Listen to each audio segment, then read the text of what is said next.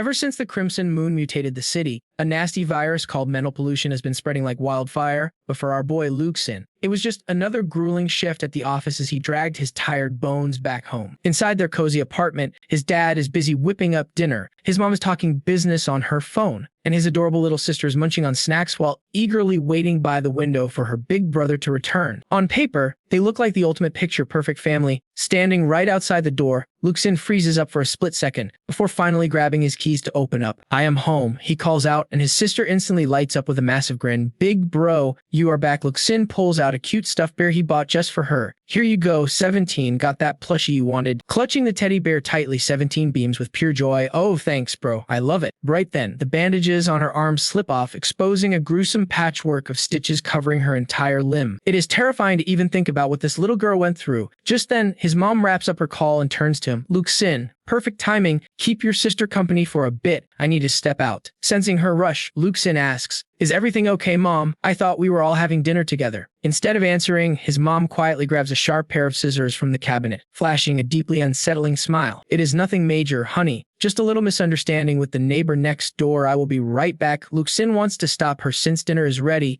but he hesitates and decides to let it go. "Okay, Mom," but Lu Xin's knowing smirk suggests he already knows exactly how this is going to end. Our main guy, Lu Xin, is actually just a regular guy working an 8-hour shift and living in Qinggang. Right now, he is just enjoying a cozy, ordinary dinner with his family, except there is one major catch. His family is anything but normal. Mid-meal, his massive father suddenly slams his wine bottle onto the table and roars, "Useless trash. Who dare to enter my kitchen? Drop dead. Although damn it, no matter how much I peel or cook, it still tastes awful." The giant of a man is absolutely terrifying to look at. Just then, a police siren wails outside, sending his temper over the edge, screaming. All they do is scream, "Damn it, can a man get some peace and quiet?" Snapping completely, he yanks the window open and yells at the street, "You useless watchers, this damn neighborhood has nothing better to do than spy on people all day." Watching her dad lose his mind, 17 starts trembling and clings to her brother. "I am scared." Bro Lu Xin gently comforts her. "Stay calm, stay calm. 17 is alright, dad is not gonna hurt you." Right on cue, his mom walks back in. "Why are you screaming again? Cut the noise already. I could literally hear your loud mouth going all the way down the hallway. Stop shouting nonsense before you traumatize the kids." But as she steps into the light, Lu Xin immediately notices she is completely covered in fresh, dripping blood. Yet he does not even flinch, treating this horror show like an average Tuesday. Seeing his wife, the dad explodes in a fresh fit of rage, hurling curses. "Those damn kids can go to hell. Everyone drop dead, and you worthless bitch. You deserve to die too." Instead of getting mad, Lu Xin's mom just flashes a smug grin. "Oh, of course, in your eyes, everyone deserves to die except for you, right?" The second she says that, the dad lunges forward, glaring with furious, bloodshot eyes. "What did you say?" But instead of backing down, she keeps poking the bear. "Is because everyone else lives a better life than you. You are just a pathetic coward, hiding like a sewer rat, terrified of dying. But guess what? Even if they all die, you still will not ever amount to." Before she can finish her insult, a brutal slap sends her spinning. "You crazy bitch, you asking to die." Spitting blood, she just chuckles, refusing to shut up. There it is, that pet psycho rage. "You absolute piece of trash." Hit right where it hurts, the dad's body starts warping, sprouting razor sharp spikes all over. "How dare you call me trash?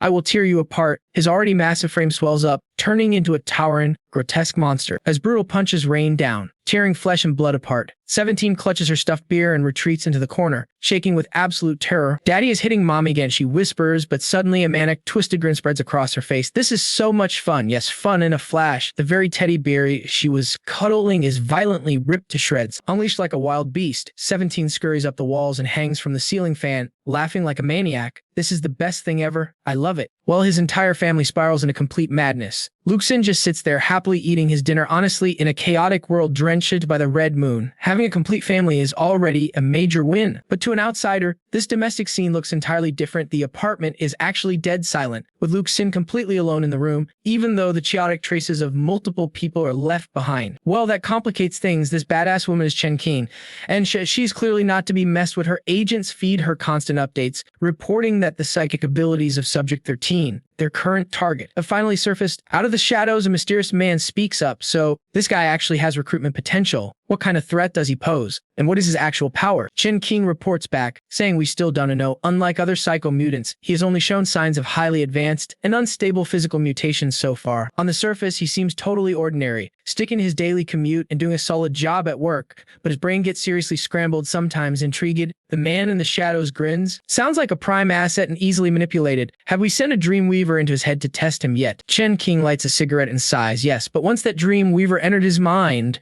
never came back out. The next day at work, Lu Xin helps out a rookie like he always does, only to get roasted by his petty coworkers. Oh, look at Mirror, nice guy helping the rookie again. Dude, we are already drowning in our own work. Why train your own replacement? He is going to get himself fired. How else is he going to bag that Employee of the Month award? All his over-the-top enthusiasm just makes the rest of us look like lazy jerks. The rookie Lu Xin looks super embarrassed by the comments. Sorry, Lu Xin, I am just too slow and keep dragging you down, but helping folks is practically second nature to Lu Xin, so he doesn't mind one bit. Just then, a coworker calls him to the manager's office. Lu Xin quickly finishes showing Lu Qing the ropes before heading over to see the boss. The second Lu Xin walks in, the manager shoves a thick folder into his hands. Lu, take these documents to the coffee shop on the corner of Qinggang Street right away. No delays, make sure they get there safe and sound. Clutching the files, Lu Xin is confused. Isn't this Iran supposed to be handled by admin or the interns? Why pick me? The boss is acting super sketchy today. Plus, that woman standing there is giving me weird vibes. Realizing he got caught staring, Lu Xin quickly makes his escape to avoid any drama. Deciding to mind his own business, he heads off to deliver the package. The moment Lu Xin leaves, the manager turns to Chen Qing, bowing and scraping. Chief Chen, I did exactly what you asked. Don't worry, I didn't ask questions, but about that project you promised me earlier. Chen Qing stands up coldly and drops a truth bomb. He is definitely not getting that contract. The manager panics, stuttering, what? But we had a deal, I just helped you out, before he can whine further. Chen Qing shoves him back into his chair and glares right into his eyes. Boss, listen closely. You never saw me here, and you never gave him that task. Suddenly, Chen Qing's eyes glow a deep crimson, releasing a hypnotic, mind-bending flash of light. Fully hypnotized, the manager slips into a daze, his memory of her completely wiped clean. Having got what she came for, Chen Qing smoothly exits. Meanwhile, down at the subway station, a pregnant woman steps into a packed train, searching in vain for an empty seat. Left with no choice, the pregnant lady sighed and rubbed her belly. Well, baby, looks like we're restanding. Just then, Lu Xin stood up to give her his seat. That was just Lu Xin. The guy was always helping people, even random strangers he did not even know. Once everyone settled in, the subway train started rolling toward the next station. Suddenly, out of nowhere, little sister 17 popped up. Clutching her teddy bear, she crawled upside down along the ceiling right in front of Lu Xin, calling out, "Hey, bro, big bro." Lu Xin immediately looked away, praying no one noticed him. Like, how did this kid even find him here? 17 started swinging from the handrails, trying to get him to play.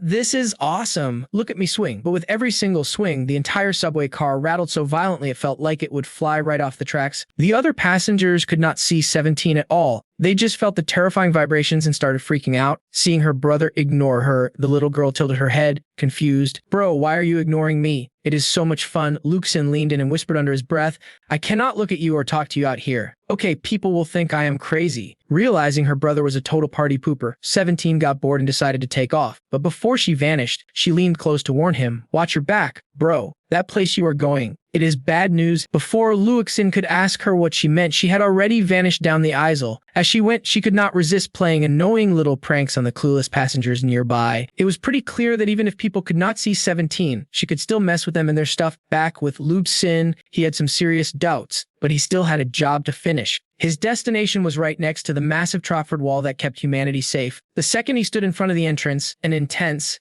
suffocating vibe hit him out of nowhere. Right now, a tactical assault team was tracking his every move. These guys were armed to the teeth and ready to breach at a second's notice. Leading this high-stakes operation was Commander Chen Qing. In her hands was the official mission file for the corner cafe. Their goal was to evaluate and contain a level 1 mental contagion, while closely monitoring the psychic potential of observed Subject 13. Potential threat: this cafe is a confirmed level 1 mental contamination zone. The symptoms: anyone who gets too close is hit with an irresistible urge to walk right inside the place. Anyone who enters dies within 3 to 5 days, usually by taking their own life. Investigators believe the infection triggers a sudden, overwhelming wave of dark, suicidal depression. After scanning the file one last time, Chen Qing confirmed that their backup operative was fully prepped and ready to deploy at a moment's notice. Surprisingly, the backup team consisted of just one girl. She was dressed entirely in black and exuded a seriously dangerous vibe. Meanwhile, Lu Xin got drawn in and walked straight through the doors. At first, he was shocked by how warm and cozy it felt inside, a total contrast to its creepy, frozen exterior. Still, he kept his guard up and walked straight to the counter. Hey there. Someone told me to deliver these files to this address. The clerk smiled. Thanks, man, appreciate the hustle. This one is on the house. Getting offered free coffee out of nowhere made Lu Xin nervous, so he tried to bail immediately. But then the rich aroma hit his nose. It smelled amazing, totally different from the cheap garbage he drank at work. Maybe just one sip before I go. but as his hand touched the cup, a wave of dread hit him. The room suddenly went dark. Out of nowhere, a grotesque tentacle covered in twitching eyeballs sprouted from the clerk's back. It slowly slithered over and plopped a slimy eyeball right into Lu Xin's cough. Lu Xin leaned in, and the eyeball suddenly snapped open, staring dead at him. That was the exact moment he realized he was in absolute, deep trouble. Shoot, that thing is looking right at me. Seeing him hesitate, the clerk started pushy. Come on, drink up, is no need to be shy. Take a big gulp. The guy's face twisted into a creepy, evil grin as more tentacles sprouted from his back, reaching straight for Lu Xin. Terrified out of his mind, Lu Xin tried desperately to play it cool. I cannot let him know I can see this junk, just act natural, pretend nothing is wrong, and walk away. He knew damn well that if he slipped up, he would never make it out alive. Taking a deep breath, he carefully set the cup down and offered a polite smile. No thanks, man. I appreciate the offer. With that, Lu Xin turned around and bolted for the exit. But after just a few steps, a freezing chill ran down his spine, covered in cold sweat. He glanced back. Every single customer in the cafe was staring directly at him, their eyes glowing with a creepy light. Lu Xin immediately bolted with everything he had, and his escape was captured perfectly on the surveillance cameras over at Command. The monitors were completely baffled. Wait, what? That is literally a textbook level 1 contamination zone. Normally, a psychic mutant with infinite potential stepping in there would trigger an absolute bloodbath. Why did nothing happen? This makes zero sense. Damn it. We wanted to test Subject Teen and find the source of the CAF's contamination so we could take them all down in one sweep. We had 3 backup plans ready, but nobody saw this scenario coming. Lost. The team turned to Chen Qing for orders. Chen Qing paused, then snapped, keep tracking him, put plan number 4 into action immediately. Meanwhile, down in the subway station, Lu Xin caught his breath after sprinting the entire way without stopping once. Collapsing onto a waiting bench, he wiped the cold sweat from his forehead. Man, I am glad to be out of there. Why were those people so incredibly creepy? Oh wait, when 17 warned me earlier, she was definitely talking about that freak in the Kasafa. But ever since the Blood Moon incident, even the lunatics wandering the outer wastelands are still human. What I just saw back there, that was definitely not human. I need to ask my family tonight. They might actually know something about this. Just then, a massive crowd flooded down into the subway station. Lu Xin took one look and gasped. They were all the exact same customers from the cafe. And standing right behind them was the creepy clerk, holding that same steaming cup of coffee. Hey, you forgot to finish your coffee. Lu Xin blinked, and the guy was suddenly standing right in his face, thrusting the cup forward. Panic surging, Lu Xin did not waste a second and scrambled to find an exit. But as he scanned the station, he realized he was already completely surrounded, with absolutely no way out. The crowd swarmed like ants, slowly tightening the circle around him. The creepy clerk just grinned maliciously. Drink up, buddy, or it is gonna get cold. It was clear they would not let him leave without drinking it, but sipping that eyeball brew would definitely end in total disaster. So, Lu Xin stood his ground and refused. Look, I am broke, I cannot afford this. But obviously, that lame excuse did not work. The clerk smirked slyly and shoved the cup right in his face. Can't afford it, no sweat, this one is on me. Suddenly, the eyeball in the cup sprouted tiny legs and launched itself straight at Lu Xin's face. Luckily, Lu Xin had fast reflexes. He ducked in the nick of time, barely dodging the thing. Before they could react, he sprinted toward the thinnest part of the crowd, bulldozing right through them. But these creeps possessed insane, supernatural strength. Once they grabbed him, there was no breaking free. Swarmed by the mob, Lu Xin panicked and let out a terrified scream. Let me go, get away from me. You freaks, do not touch me. But no matter how loud he shrieked or how hard he thrashed, the brainwashed mob refused to let him go. Over at AQ, Chen Qing and her crew are staring at the monitors, totally losing their minds. Like, what is actually happening? How did this guy get shut down so easily? He looks like a total normie. Chen Qing figures Lu Xin has zero control over his powers and completely botched it. Her sidekick instantly suggests sending backup to shut this test down. Once Chen Qing gives the green light, the girl in black stands up and pops open her umbrella, ready to jump straight into the action. Right then, the data guy screams out, hold up, everyone needs to look at these crazy numbers. Back with Lu Xin, he is running out of juice after struggling so hard. They force his mouth wide open, and that freaky eyeball prepares to dive right in. Is this game over for him? Just as Lu Xin is about to lose hope, he hears his annoying little sister giggling. Hey bro, I told you to watch out, but you never listened to me. Spotting 17, Lu Xin panics and screams, save me right now. Instead of helping, 17 just smirks at him. You always ignore me, pretend I am invisible, and never come outside. Now you want my help. Guess you do not hate me so much anymore. Huh. Looks like the kid is throwing a tantrum because her brother ignored her warnings. Meanwhile, Lu Xin stares at that twitching, creepy eyeball and begs her like his life depends on it. "Save me, but little 17 has a catch, fine. But you have to promise to buy me the coolest toy ever." Lu Xin is literally about to die, but he still screams back, "I do not have any money, man. Being broke is a total nightmare." Right then, the eyeball leaps forward, aiming straight for his open mouth. At the very last second, 17 smashes the eyeball away and drags Lu Xin out of the crowd. The moment they touch, Lu Xin's eyes flash a deep blood red, looking exactly like his sister's freaky eyes. "Aha, big bro, here we go." Suddenly, Lu Xin gets a massive surge of power from his sister, making him go completely wild. Though he still keeps his head straight, the siblings chat casually while absolutely wrecking the crowd. Meanwhile, the special ops team watching this are losing their minds. That is some insane body control, a textbook spider-type ability. He was totally trapped and about to get infected by those monsters, but he still broke free. Plus, his agility is off the charts, bending his body in ways normal humans cannot even comprehend. This raw potential is almost on par with a gecko. Suddenly, the data spikes wildly, signaling some major trouble. Back in the subway, that creepy employee gets totally furious watching his pre try to escape. "Wow, you are fast, but you are not getting away." A bunch of nasty tentacles sprout from his back, whipping wildly right at Lu Xin. Each tentacle packs insane power, smashing through concrete walls and floors like paper. It is pretty clear this thing wants to tear Lu Xin to shreds. But thanks to his crazy reflexes, Lu Xin dodges them all. Qing finally breathes a sigh of relief and orders them to wrap up. But suddenly, an agent screams and points the screen. "Wait, look at this. Something is totally off." Everyone else looks over and gasps at what Lu Xin is doing. Instead of running away after escaping the subway station, he hangs right above the exit, waiting to jump the infected mob chasing him. Seeing him act so smug, the crew starts whispering, "What on earth is he doing?" It looks like he is straight up mocking them. Even though spider types have insane speed, those infected freaks from the KEF have zero chance of catching him. Honestly, in this world, barely anyone can catch up to a guy with spider-type powers. But seriously, I do not get this guy who in their right mind stares down a bunch of monsters and instead of running away, stands there and trash talks them. Even Chen Qing realizes this kid is totally out of his mind. Back to Lu Xin. He panics when his sister starts dragging him right back into the subway. "Sis, what are you doing?" 17 just smirks and asks, "What do you want to do?" Lu Xin breaks into a cold sweat. "Let us get out of here. Do you not see that giant monster?" 17 is not scared at all and mocks the monster. "Bro, why are you so chicken?" He should be the one crying. The infected employee is absolutely livid after being clowned by a kid. The guy completely mutates into a straight-up nightmare monster. Charging right at Lu Xin, his tentacles grow absolutely massive, popping out mouths filled with razor-sharp teeth. One look and you know this thing is highly dangerous. Lu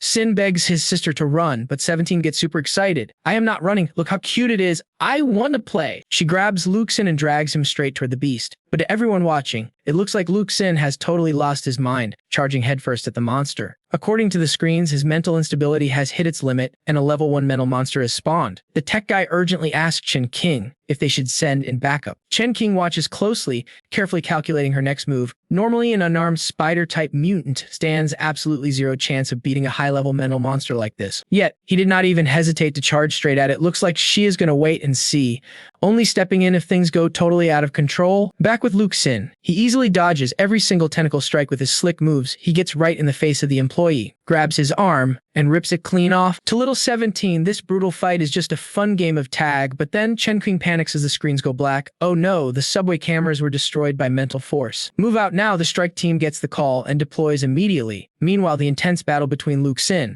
and that monster is still going strong. Tearing the arm off, Lu Xin taunts him, "Look, one arm down, having fun yet?" Pissed off, the monster lashes out, but this time Lu Xin does not dodge. He shreds the tentacles with his bare hands. Sensing danger, the tentacles try to pull back, but in seconds, Lu Xin shreds 3 of them into tiny pieces. The monster scrambles to escape, but Lu Xin is not letting him off that easy. He runs straight up a vertical wall, sprinting forward like a total beast. "Tables turned, you are not escaping now. Weak already. I am not even done playing." On the run, he rips off a metal railing and pins the monster to the ground, locking it in place. The monster takes a fatal hit and goes completely still. Just when you think it is finally over, pieces of the monster splatter onto the infected, completely hijacking their minds. These infected puppets then scatter in every direction, carrying chunks of flesh to escape. But with his insane speed, Lu Xin immediately snaps one of their necks. No mercy for anyone, everybody gets a taste. In a flash, he wipes out the entire infected crowd, letting absolutely nobody escape. Standing in a pile of bodies, Lu Xin smirks. "Seriously, none of you guys can even fight." Suddenly, he hears a noise behind him and whips around. Who is there? He turns out the subway guard actually survived. The moment Lu Xin spots the old man, he flashes a creepy grin. How, look at that? We still have one left. Anyone in his line of sight is now easy prey. 17's insane bloodless seems to have completely hijacked his mind and body, driving him to charge forward for another kill. Right then, Lu Xin's sanity screams out. Enough, luckily, he manages to pull his sister back just in time, allowing the guard to survive, but 17 is still totally hyped up and hyperactive. Do not hold me back. She glares at the guard like a wild predator craving fresh blood. Lu Xin frowns and snaps at his sister. Enough, 17. Look, I only let you slide back there because it was a total emergency. If we do not stay on the same page, we are going to get killed. Besides, those Kef freaks were not even human. So whatever, you killed them, but this guard is a normal dude. You cannot keep causing chaos. Got it. Hearing him raise his voice, 17 finally chilled out. She threw her arms around him, playing the cute little sister card. Come on, big bro, do not be mad, only did it keep you safe. You know, look how wild those monsters were. Lu Xin sighed, gently patting his little sister on the head. If you are scared, just hide. You do not have to do all that extra stuff. Suddenly, 17 sensed footsteps approaching and yanked her brother away. Who is that? Fine, that stop lecturing me. I will be careful next time. The cleanup crew is coming. We have to bounce right now. Before running off, she grabbed the teddy bear her brother bought her. Right after they slipped away, Chen Qing and her tactical team arrived to lock down the area. Armed soldiers locked down the entire subway station in seconds, and the vibe was insanely tense. Meanwhile, Lu Xin and his sister watched everything unfold from a nearby rooftop. 17 hugged her teddy bear and nudged her brother. So, big bro, how are you gonna thank me? Lu Xin snapped back.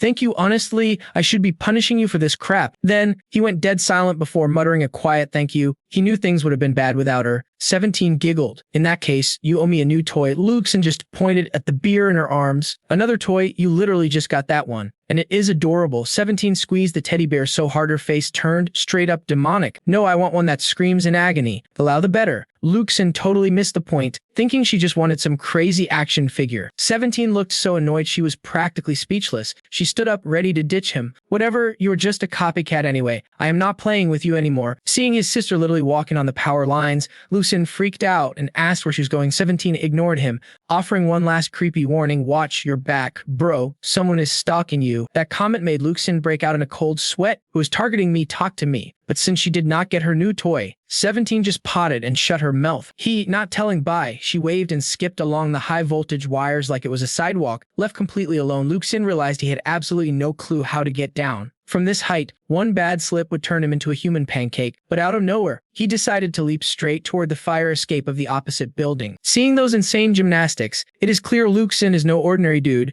He stealthily made his move while keeping a close eye on the streets below to avoid getting spotted. Running into those armed guys would be a massive pain, so he had to take the long way. After sneaking around and making sure the coast was clear, he blended right into the crowd. Suddenly, a voice from behind made him jump. Hey, Lu Xin, get in. Coffee is on me. Turns out Chen Qing was already parked right there, waiting for him. Staring at her, Lu Xin started panicking. In 23 years of his life, no girl had ever asked him out, let alone someone like her. Was she one of those subway agents who had been tracking him this whole time? Still, a coffee invite did not seem like an ambush, and rejecting her would be super awkward. Dang, this guy is already starting to overthink things. He completely forgot about the near-death experience he just survived. After scratching his head to find an excuse, he mumbled, "Is it urgent? I am not really in the mood for coffee." Chen Qing studied his reaction closely, listing, interesting, he just survived a chaotic supernatural event and got a random invite from a stranger, yet he is acting cool as a cucumber. She opened door, telling him they could hit a bar instead. With no real choice, Lu Xin quietly arrived in. Once there, Chen Qing pulled out her credentials to introduce herself. I am Chen Qing, and here's my badge. I do not mean you any harm, but I will admit everything you went through today was entirely set up by me. Lu Xin carefully inspected the badge in her hand. No way. This woman was actually a top-tier commander from the King City Special Patrol Division. She was a big shot from the main city, someone far beyond his league. Why would a high-ranking officer ever cross paths with him? Turns out, the document delivery and the monster attack were all part of her elaborate test. This lady was out of her mind. Lu Xin was ready to chew her out for almost getting him killed, but then he spotted the gun holstered on her hip. Knowing when to fold, he just sighed. So, why did you put me through that? Chen Qing poured herself a glass of whiskey and shrugged. Let me explain things from the very beginning. I am with the Special Operations Department. We deal with abnormal events and contamination outbreaks within these walled cities. Think of us as a government agency. After the Red Moon disaster, the main cities and satellite cities unite to purge the crazy mutated freaks outside the walls. Whether it is dealing with the Royal Knights, the mental cults, building the high walls, or maintaining order. Our department handles all of it behind the scenes. Right now, our primary mission is handling the internal contamination spreading through the main and satellite cities. Hearing this, Lu Xin stared at her with wide, shocked eyes. Contamination. Chen Qing pulled out a thick folder and slid it across the table.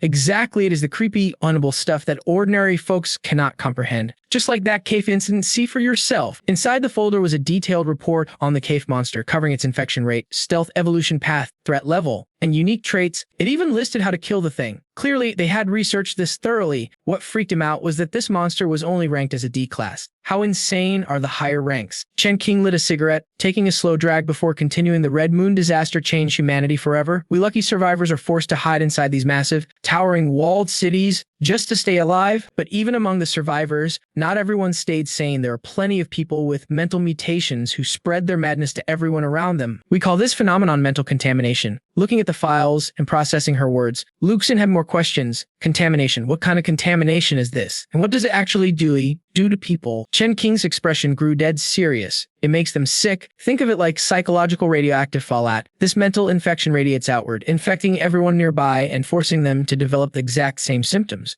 Just like a plague, except mental virus is way more mysterious and terrifying. It is not a physical disease. It directly rots your mind.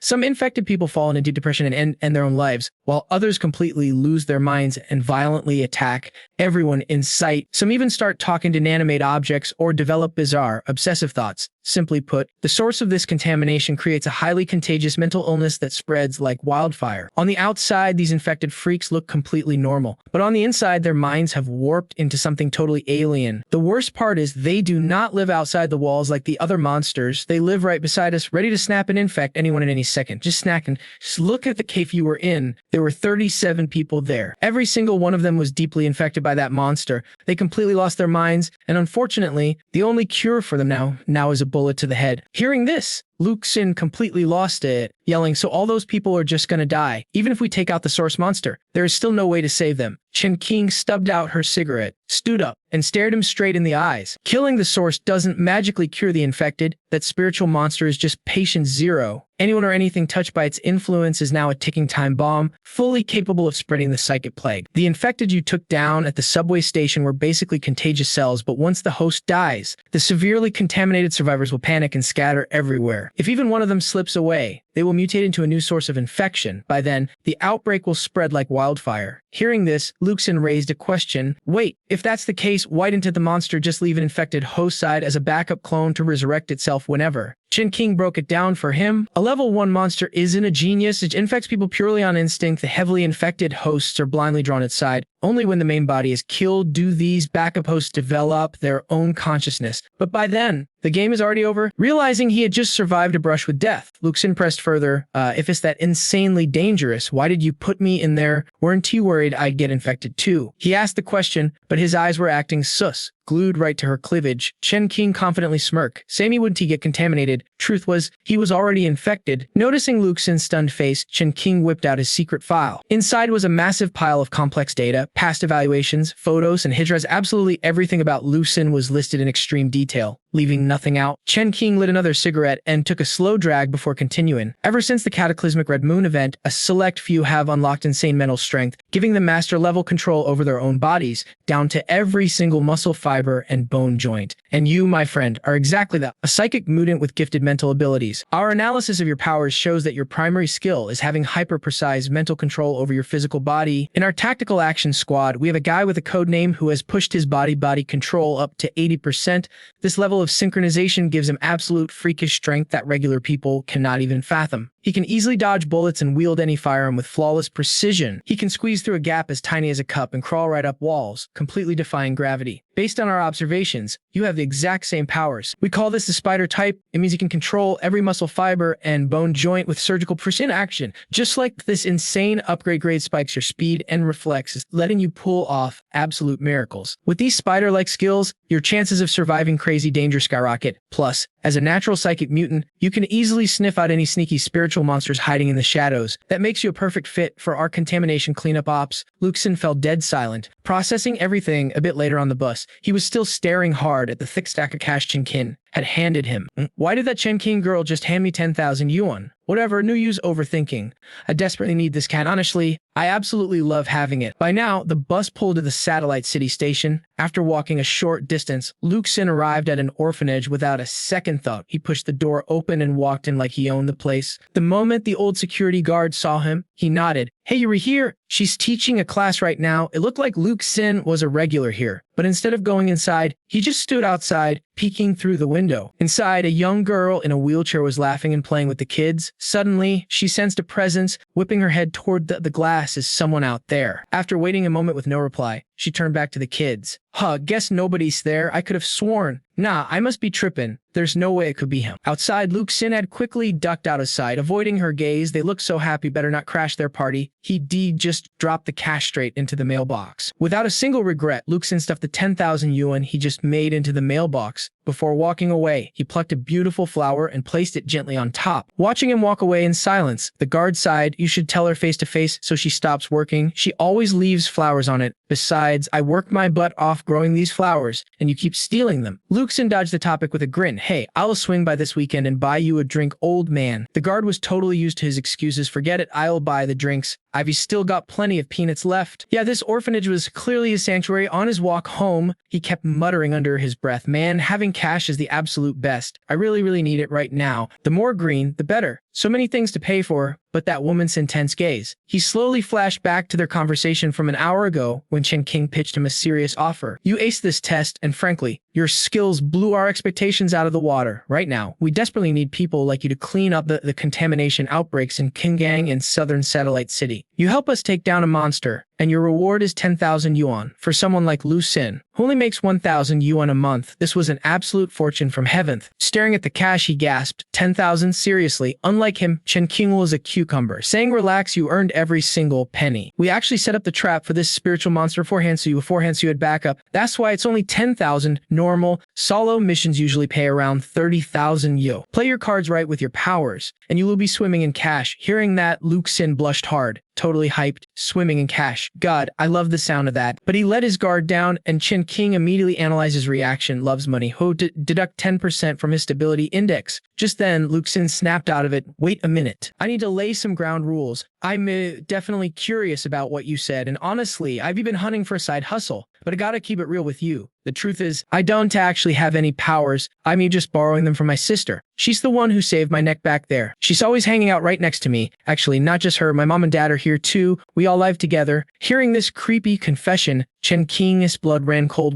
What? Over the comms, her team was practically yelling, Chief Chen, we need a final verdict on this guy. If he has severe multiple personality disorder, he's basically a ticking nuke, constantly on the brink of losing control. We should just reject him. We need to neutralize him immediately before he triggers a disaster. Do not forget how weirdly the Dream Master died. She literally just entered his dream for standard test, yet she died right there, leaving absolutely zero trace of psychic residue behind. A clean slate like that has never happened before. This time, even Professor Bai is totally clueless about her cause of death. Chen Qing let out a sigh, deeply troubled by this enigma. He's already a high-risk threat, and now he shows multiple personality traits. Do we really just execute him on the spot? No, let's push him a bit more. Taking a deep breath, Chen Qing turned back to Lu Xin. According to our intel, you've been living entirely alone ever since the Moonlight Orphanage was shut down. Your dad, mom, and sister, none of them exist. In fact, you're the sole resident of that entire decaying building. As she dropped this bombshell, Chen Qing braced herself for a potential freak out. Ripping off the mask is a risky move, but it is the ultimate test. If this kid loses his mind, we are cutting him loose for good. But guess what? Lu Xin did not even blink. He stayed dead cold. Look, I already knew other people could not see them, but we do not just hang out. We eat dinner, watch TV, and chill. And when stuff hits the fan, they always have my back. Tell me, how can anyone say a family like that is not real? Looking at Lu Xin, his eyes did not show a single trace of a lie. Outside, the heavy assault squad was locked and loaded. All they needed was a single green light from Chen Qing to kick the door down. Chen Qing held off on the order and threw out one more question. I've got one question for you. If your freaky powers come from your family, can you promise they will not take over your brain? Lu Xin just smiled and started talking. Honestly, do not worry, my family is great. My little sister is super cute. She just likes playing with toys and running around making noise. My dad loves cooking. He is always in the kitchen. Mom is super gentle, never picks fights. She just reasons with people. They would never try to hijack my body. Seeing how chill Lu Xin was, Chen Qing was completely speechless. The guy was just too normal. How could anyone talk about people who do not even exist like they were just regular roommates? So, back in the present, Lu Xin walked inside. She obviously did not buy it. Whatever, as long as I get paid, nothing else really matters anyway. Right then, Chen Qing slammed the brakes in front of him. I will give you a ride. On the way, she laid out the deal. Starting now, the squad is officially taking you in. But for now, you are just a rookie on trial. You must pass probation to go official. Your pay is 5,000 yuan a month, plus some sweet extra cash for field missions. If you are down, sign this contract. Lu Xin grabbed the papers and read them over. He figured 5,000 yuan just for being on probation was a pretty sweet deal. But he was still super curious about what the actual job was when he asked. Chen Qing's eyes went dark with sadness. Our job is tracking down special pollution sources. Basically, we are the ultimate shields for every single soul in the city. So you really need to brace yourself, because the crazy situations we deal with are always highly dangerous. Look, death is always around the corner, and you could even morph into one of those monsters. But in this city, after that Red Moon disaster, every regular person is precious and worth saving. That includes you too. Getting the picture, Lu Xin signed the paper. Staring at the contract, Chen Qing looked at him. I am really curious. You knew the risks, so why did you sign without hesitation? Lu Xin did not play games and just answered. Back in the orphanage, the director told me the Red Moon wiped out most of humanity. Cities crumbled, civilization went backwards, like a total living nightmare. If the survivors just keep clawing at each other's throats, I am afraid we will never recover what we lost. I do not even know what the old world was like, but he was totally right. This answer caught Chen Qing off guard,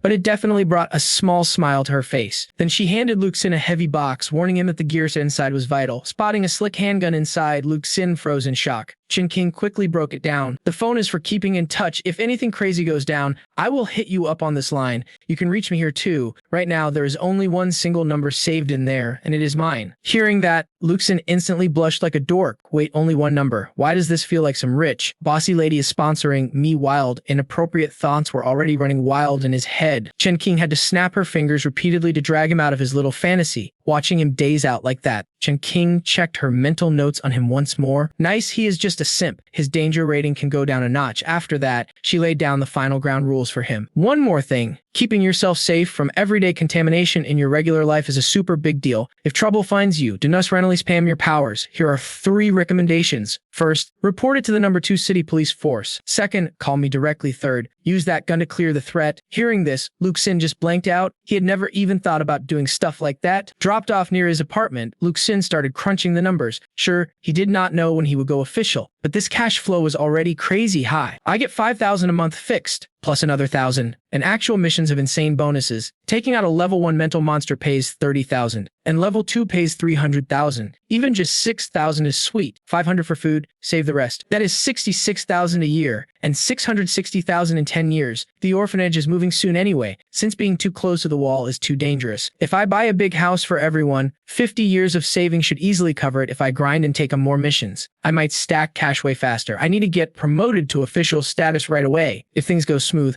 I might even have some pocket money left over. Right then, little 17 called down from a utility pole. Hey big bro, what are you up to? Mom and dad are waiting for you to eat dinner. Seeing his sister, Lu Xin decided to make a pitch. Once she realized what he wanted, little 17 immediately set her terms. You want to borrow my powers to make cash? What is in it for me? Without thinking, Lu Xin offered some lame toys, a screaming plastic chicken, or maybe a drumming monkey, or a dancing donkey. Little 17 was totally unimpressed and rolled her eyes. Bro, you are not even trying. I am out of here. Peace. Seeing his cash cow slipping away, Lu Xin panicked and yelled out, hold on, let us negotiate. What kind of toy do you actually want? Just tell me, and I will find a way to get it. Do not just disappear. Little 17 then pointed her finger at a drunk guy passed out in the alley. I want a really fun toy. I love things that can move around and actually talk to me. They must be in one piece, because only then can I rip them apart and stitch them back together. Give me that, and I will do whatever you want. Her face lit up with pure excitement. It was wild hearing such creepy words come out of such a cute little girl. Lu Xin blanked out for a second, then leaned down to whisper, look, sis, you cannot just go around hurting people. That is literally against the law. Suddenly, the air turned ice cold. Little 17 smiled and wrapped arms around him. Oh, really? Hurting people is illegal. Then why did everyone get to hurt me? If you do not want me hurting other people, then just let me use you as my personal toy for a bit. She squeezed him with insane force, like she wanted to tear him apart, but only his jacket ended up ripping, tracing the massive scar running down her brother's spine. Little 17 began to sob uncontrollably. Does it still hurt? Big bro, you are such an idiot. When they hurt me, you were the only one who jumped in to protect me. Lu Xin felt a heavy pang of sadness. He sighed, then forced a warm smile. Hey, little sister, do you know I'm not the same helpless guy anymore? I got a new job, and I am making real cash. I cannot buy you that creepy stuff, but I can take you to buy any regular toy you want. Go crazy, buy whatever you want, deal. Little 17 finally wiped her tears and flashed her usual bright smile. To her, Big Bro is literally the center of the universe. Next thing you know, they hit up a toy shop, grab a massive pile of plushies, but if onlookers catch him acting totally bizarre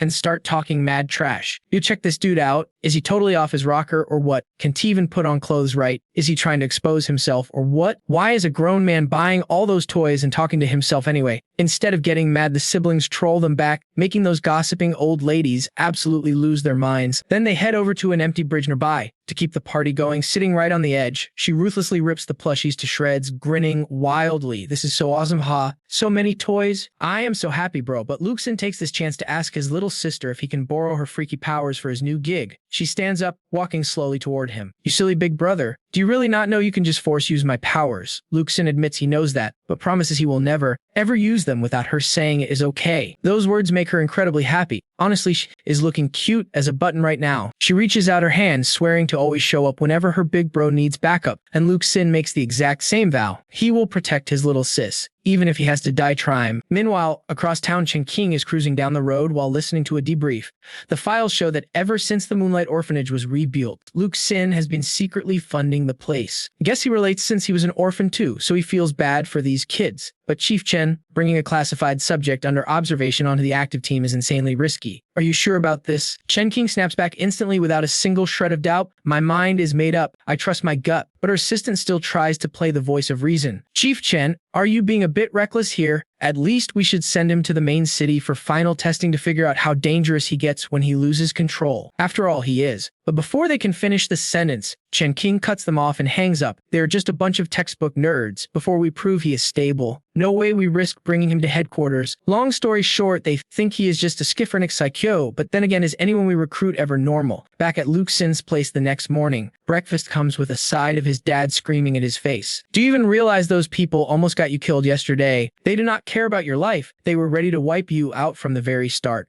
If it was not for that brat, you would be 6 feet under by now. Shiki gets so scared she hugs her beer and whimpers. Seeing this, Dad keeps yelling, they almost got you killed. So why are you still doing their dirty work? Lu Xin hesitates. Happened at the coffee shop was messed up, sure. But they pay real cash. Hearing this, his dad absolutely loses it, grabbing him by the collar and hoisting him off the ground. Useless. How did I raise such a useless punk? I am going to kill. But the fist suddenly stops right before impact. Lu Xin opens his eyes to see Dad's face covered in hot porridge. Right then, Mom speaks up. The only useless one here is you. If you were not so pathetic and hot-tempered, we would not be stuck here. So instead of screaming at others, maybe look in the mirrors. Getting called useless drives Dad over the edge, and he swings his fist right at Mom. You want to die, but just like before. His fist freezes completely in midair. Seeing Mom tracing a strange pattern on the table with 2 fingers, Dad gets spooked. What is that supposed to mean? Why are you drawing that? Mom just gives him a cold smirk. You know exactly what it means. So if you are scared, get out of my sight. Turns out, Dad is terrified of whatever it is, slamming the table instead of fighting. Useless, absolutely useless, the whole bunch of you standing in the middle of the mess. He glares daggers at his wife, but Mom just sits there, completely unbothered, without moving an inch. Annoyed, Dad finally turns around and walks away. After a few steps, he looks back at the kids, gritting his teeth in anger. Lu Xin is terrified, but still tries to comfort his crying sister. Suddenly, Mom stands up and walks over. All right, it is over now. Do not waste your time on pointless drama like I promised. I got you a gift for your first day at the new job. The gift is a sharp, fresh suit, but the real highlight is the shirt. It is a striking blood red color. Trying on the new threads, Lu Xin gets a bit shy. Thanks for the gift, Mom, but does this actually look okay on me, or do I look weird? She looks him over, then slides off his glasses. Weird, yeah, maybe a little. Though that does it. See, our little Lu is actually a total looker when he cleans up. Even though he feels a bit awkward, Lu Xin is super grateful to his mom. He also takes a second to thank for stepping in earlier. Seeing how bashful he is, smiles. She smiles. Silly kid, we're family, you do not have to thank me. You are starting a brand new job, so make sure you do it right. Just remember to always be polite and reason with people. I know you are too gentle to ever hurt a soul, but if anyone decides to bully you, our entire family will pay them a little visit. Judging by her deadpan look, she is definitely not joking. honest and peace to whatever poor fool actually decides to mess with him. After that, Lu Xin heads off to work like normal, but today the second the clock strikes 6:30 p.m. He grabs his gear and bolts. This bizarre move gets the whole office whispering, yo, is not he usually the guy who stays the absolute latest? What is up with him lately? Dipping the second the shift ends. And did you see how much better he looks now? Dude got handsome, he must have scored a girlfriend. But it is not just his coworkers staring, his boss is watching him too, looking pretty intense. Right after work, Lu Xin starts his patrol duty. If I did not have to do these patrols, I would have never realized how long it has been since.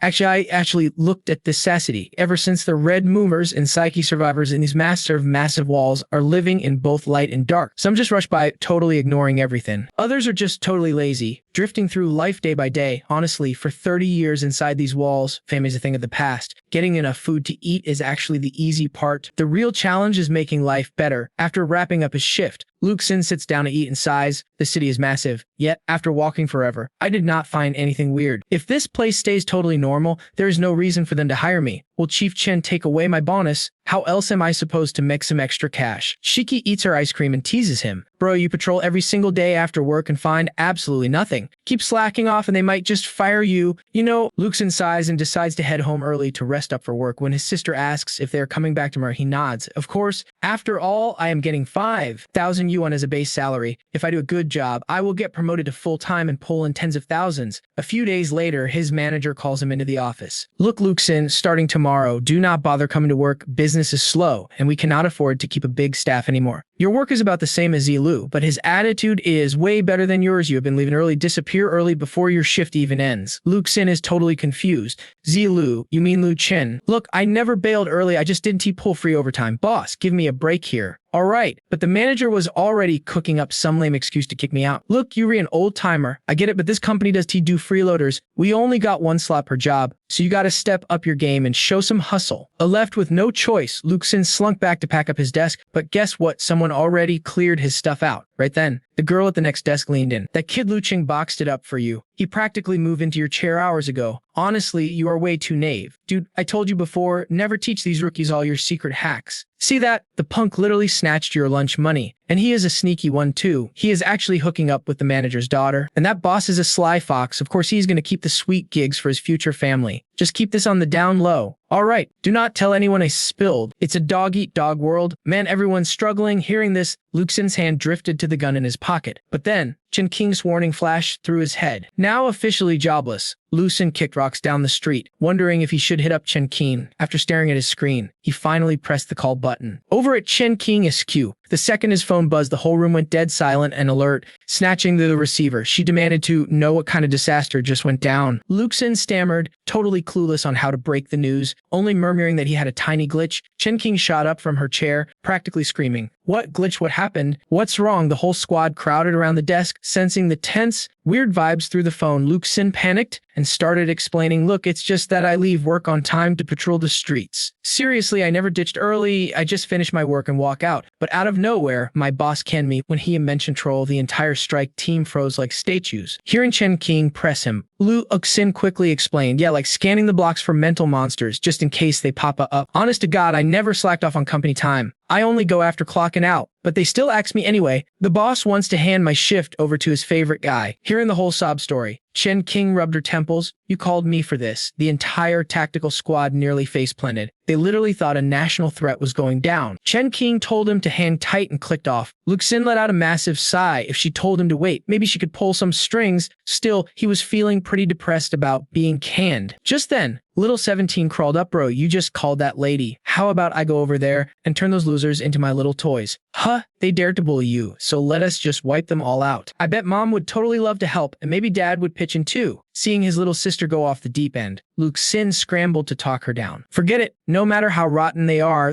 still just regular people. Besides, murder is a crime, so let's just wait for Captain Chen to ring us back." 5 minutes later, the boss came sprinting up, panting, with his daughter and Lu Qing lagging behind. "Oh man, little Lu, why are you lurking here? I looked everywhere. Why didn't you say something sooner? If you were tight with Manager Liu from Bogo Tech over in the main city, why on earth did you keep it a secret?" Lu Xin stood there completely blank. Who the hell was Manager Liu? you. The boss grabbed his hand, squeezing it like they were best buds. Manager Lu just rang. He absolutely loves your work ethic, and he is handing us a massive new shipping project because of you. He specifically demanded you run the show. Even the board chairman personally dialed my line. What a crazy misunderstanding. Right, come on, let's get back to work. Dinner's on me tonight. Each crazy twist was wilder than the last, leaving Lu Xin totally speechless. But hey, looks like his job was saved. Right on cue, Lu Qing started begging for forgiveness. Bro Lu, I'm so sorry. I swear I didn't mean to steal your spot. Lu Xin yanked his hand away, mildly grossed out. Oh, no worries. Man, I get it. Tough times. Everyone's just trying to survive. Literally a second later, the snake showed his fangs. Bro Lu, can I team up with you on this new gig? Lu Xin instantly saw through the act. Judging by the boss' face, this was a massive payout, which meant if they pulled it off, the bonus would be fat. Without blinking, Lu Xin shut him down immediately. Seeing his daughter about to lose her cool and ruin everything, the boss stepped in. Keep doing your thing, man. Don't you mind us. We will just carry your boxes back and get your desk all set up. Howa. The boss had assumed Lu Xin's collar was some VIP, so he bailed fast. Once the squad cleared out, Lu Xin took Chen Qing's call. Hearing that the fire was put out, she asked, "We literally hired you and gave you a fat allowance, yet you still want this cheap gig. The pay is trash, you could just quit." But Lu Xin shrugged. Your rulebook never said I can hold down a normal job. Besides, 1,000 yuan is still real money, right? Realizing she could not reason with this total money grubber, Chen Qing asked why he patrolled. Lu Xin shrugged casually. Aren't you guys literally paying me to do exactly this kind of stuff? Otherwise, taking your cash would feel like robbery. Chen Qing was flat out speechless. Fine, whatever floats your boat, since you are so eager to hustle. I actually have a case for you to investigate. Consider this your official first jig with us. I just pulled strings to get Bogo Tech to hand your firm a fat logistics contract. Use this cover to go spy in Tannian, the big boss of Sifeng Transport. Our intel squad reports that lately, at least 78 brutal murders have gone down, and every single one leads straight back to Sifeng Transport. So I need you to scope out the scene. Are we talking simple homicides here, or some freaky supernatural business? Hearing this, Lu Xin frowned. 78 bodies. If it's just regular murder, then what? Chen Qing's voice went ice cold. If it's just plain old murder, we can relax and you can head right home. But if it is anything else, you report back to me instantly. That got Lu Xin thinking, just murder, and they can relax. Seriously, in this post-apocalyptic wasteland where mind pollution runs wild, is a 78 body count actually considered a minor detail to these people? Then, he asked if the mission was dangerous. Chen Qing lit up a cigarette and exhaled, yelled, whether it's normal murder or wild pollution, that target is a certified psycho. But hey, that is only for regular folks. With your freaky powers, you should handle it fine and done to where whatever you dig up. You are getting paid. The second he heard cash, Lu Xin's eyes literally lit up like high beams. He instantly signed up for the job. Then, he casually strolled back to his regular office shift. The moment he walked through the door, every eyeball in the room locked onto him. But this time, there was no mocking smirk, only sheer terror at his desk. He found his stuff perfectly restored. Lu Xin glanced at Lu Cheng, who was literally shivering like a wet dog. Knowing this jig was a death trap for normal humans, Lu Xin smirked. Lu Qing, plotting some scheme, nervously walked over. I figured we should tag team this project. It's a once-in-a-lifetime shot. So Lu Qing and his babe immediately drove Lu Xin straight to the Sifeng Transport headquarters. Cruising down the highway, Lu Qing flipped through the files and briefed Lu Xin. Sifeng Transport, one of the biggest logistics empires in all of North City. They ship freight everywhere daily. Their CEO is this lady named Chen, and rumor says she is a total powerhouse. Her network spans all the satellite cities and even reaches the main city, Bro Lu. Are we seriously going to mess with these giants? Hearing the report, Lu Xin went quiet, thinking, looks like this Four Directions logistics crew is not as simple as they pretend. Sure, discovering wild crops and patching up basic industry got food on the table for most folks, but getting the old school industrial systems back up and running? Yeah, we are still light years away from that dream. Worst part is, the highways outside the high walls are totally wrecked, making travel an absolute blocked-up nightmare. Plus, you got endless crazies wandering the wasteland, rogue refugees, and raider gangs robbing anyone to get by, not to mention a ton of unpredictable freaky stuff. Bottom line, anyone gutsy enough to run cargo outside the walls has to be tough as nails and packed with tricks. That woman running Four Directions, Miss Tran, she is just a puppet fronting the business. The real boss pulling the strings is a tough wasteland native named Tan Nian. Only catches, since he came inside the walls 3 years ago, they denied him legal status. Zero chance he could register a real business. So he used his mistress as the face. And as for their actual business, pretty sure they run way more than just regular cargo. A wasteland survivor is never simple. and definitely not honest. We need to dig up their real background. After a long pause, Lu Xin finally told Lu Cheng, yeah, let us hit them up. Honestly, barely anyone else is crazy enough to transport stuff out there anyway. After a long haul, the trio reached their destination. 4 directions, logistics. For a high-class princess like Xiao Jing, this dump looked like a straight-up junkyard. Totally grossed out, she clung tight to Lu Cheng, refusing to take a single step alone. Just then, a thuggish-looking guy shouted up to meet them. Hey, stop rubbernecking and follow me. Staring at these sketchy gangsters, Lu Cheng and Xiao Jing looked visibly disgusted and terrified. Brother Lu, these guys did not look legit at all. But the moment the thugs snapped, they both shut up like clams. When they reached the manager's office, Lu Xin suddenly decided to split up. You two go in and start negotiating. I am going to hang back here and check out their trucks. Of course, that was just a cover. Lu Xin scouted the area, scanning every tiny detail. Chen Qing, there were 7 to 8 people here, but could not confirm if the place was infected. So far, it did not feel like that creepy calf. No bizarre anomalies here. Then again, these shady guys do illegal black market business, so a few bodies dropping around here is probably just another Tuesday. Still, anyone running missions out there has to be tough. Wandering around, Lu Xin spotted their heavily modified post-apocalyptic trucks, dark stains and dents. Are they actually blood and battle scars? Suddenly, an agonizing scream cut through the air. Turns out, the 4 directions thugs were brutally beating Lu Cheng. What kind of business deal is this, you punks? We risk our necks out there in the wasteland just to let soft city weaklings like you squeeze our prices. Who do you think you are, playing civilized with me? I will throw you outside for the freaks to eat. Nearby Jing was sobbing hysterically, desperately trying to get them to stop. Stop hitting him. Please stop. You do it again and I will call the cops. Hearing the chaos, Lu Xin gripped his gun and rushed over to see what was happening. What is going on here? Xiao Jing quickly explained. We just thought their price was way too high and tried to negotiate, and they instantly started beating him up. Plus, their financial books are incredibly shoddy. We cannot work with them. It is just asking for major trouble. Before she could even finish, a savage woman grabbed her hair and started slapping her face. You little brat, who has the problem here? If you guys did not keep whining, we would not have to beat you. Hearing the whole story, Lu Xin actually calmed down and let go of his gun. Ah, so that is what happened. Maybe I should just take my sweet time so they can get beaten a bit more. Our boy sure knows how to hold a grudge, but he decided to step in anyway. Hey, sorry about that. My bad. Why are we fighting? Seeing him, the 4 directions crew crowded around. So you are the boss, right? The guy on the phone mentioned some manager, Lu. Perfect. We were looking for you. You called wanting to rent our trucks. I prepped the vehicles, got the drivers ready, and now you back out. You trying to play us? Punk. Look, times are tough for everyone. Give a little, take a little, and we both win. But if you want to play hardball, do not blame us when things get ugly. Lu Xin just smiled and said, you are totally right. How about I go back and discuss this some more? Seeing him act soft, the big guy pushed even harder. A discuss. We are busy as hell. Who has time to argue with you clowns?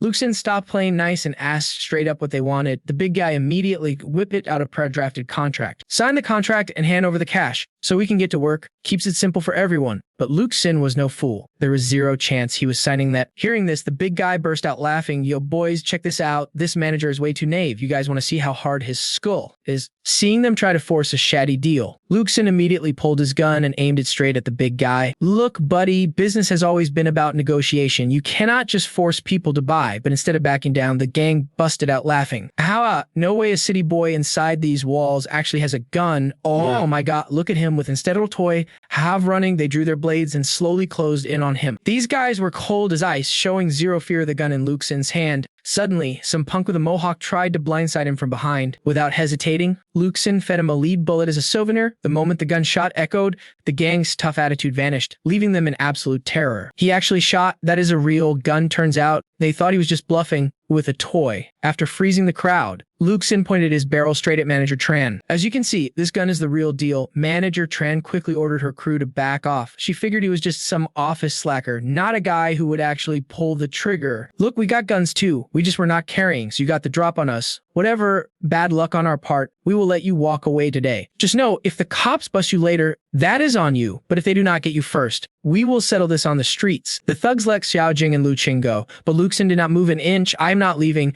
We still have not finalized our deal. Hearing this, Manager Tran stared at him in utter shock. You seriously still want to talk business right now? Lu Xin held his gun steady, completely unfazed. Absolutely. But we are definitely renegotiating that price. You do not get to just dictate the price. We need a fair deal. Though furious, Manager Tran did not dare talk back. One wrong word and she would be eating a lead bullet. Just then, a man slowly walked into the room. I have pointed a gun at plenty of people coming here to negotiate deals. I've even hung a few over a lake full of hungry beasts, but having some punk point a gun at my crew just to talk business. That is a first. This man was the mastermind behind 4 Directions Tan Nian. The moment he walked in, the thugs froze in sheer terror, too scared to look him in the eye. Manager Chen tried to explain, but Tan Nian cut her off, walking straight toward Lu Xin without a shred of hesitation. Drop the gun. Bro, you re-outmatched. And I'm in not here for Fede, just follow me, Lu Xin agreed without missing a beat. After all, getting close to this guy was his whole plan anyway. A few minutes later in the room, Lu Xin was straight up shocked by how much food this guy could inhale. Plates were piling up, completely wiped clean, and he wasn't showing any signs of stopping. Tan Nian did to eat alone. He offered some to Lu Xin, saying he'd been out in the wild so long that city food just fill him up. Lu Xin quickly declined. He definitely wasn't here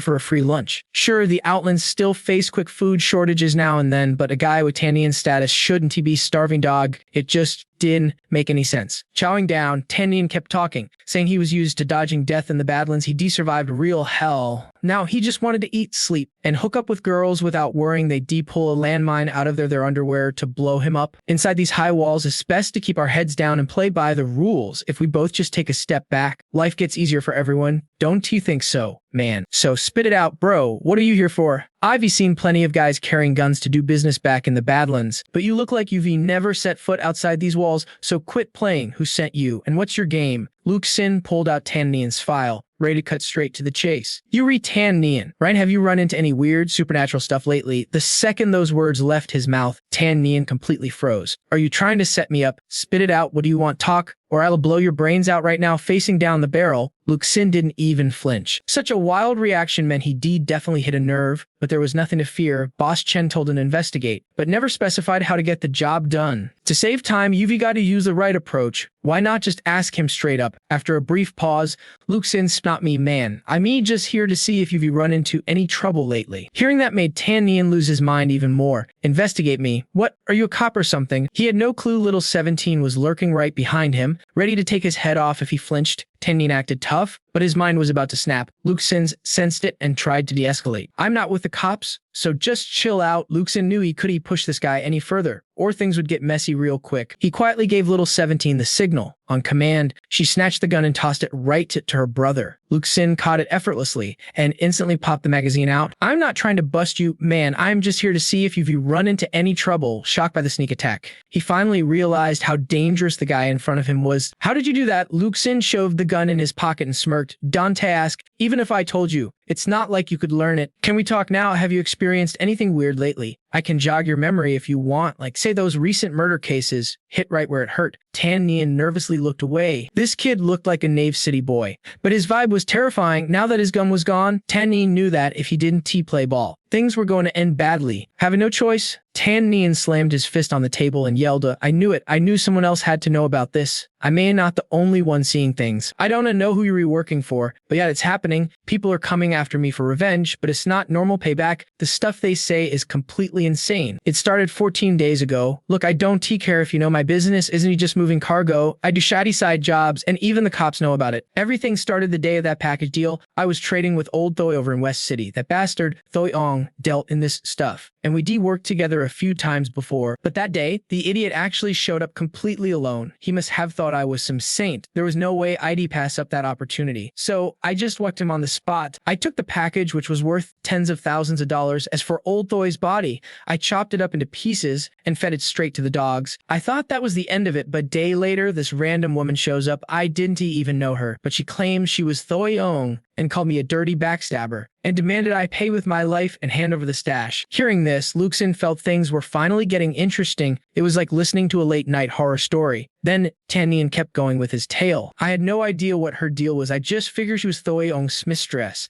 So I took her out too. Her bodied under the Sperry the cement of that new basement foundation over there. But then things started feeling off, so I had my guys look into her. Turns out her name was Vong Din, a factory worker from the south side. She didn't even know old Thoi. Isn't he that absolutely insane? Tan Nian slammed the table again, growing more frantic. But it gets even worse. 2 days later, 2 more people showed up right at my doorstep. One was a middle-aged guy, the other was a teenager named Hoa Zi. Get this, one claimed to be Thoi Ong, and the other swore they were Vong Din. They both came for my neck, demanding payback. Even though my guys completely surrounded them, they didn't say a word. They just blindly charged us like rabid dogs. So we killed them too. Hearing that 4 people were already dead gave Lu Xin a slight chill. With a grim look, Tanning continued, explaining that things got even more chaotic. I had my guys investigate their backgrounds, and we found they had zero connection to Old Doyer Vong Den. But here is the absolute craziest part. Just 4 days later, another 4 random strangers showed up looking for me, and I had never seen them before in my life. They snuck right into my bedroom and tried to choke me to death. Damn it. Those 4 lunatics acted like they were completely possessed. One claimed to be Old Thoy, one said she was Vong Din, another claimed to be Zhang AQ, and the last called himself Wu Zi. They were completely out of their minds. Their eyes were terrifying. Hearing that, Lu Xin asked if he killed those guys too. Tan Nian admitted he was too freaked out to murder them,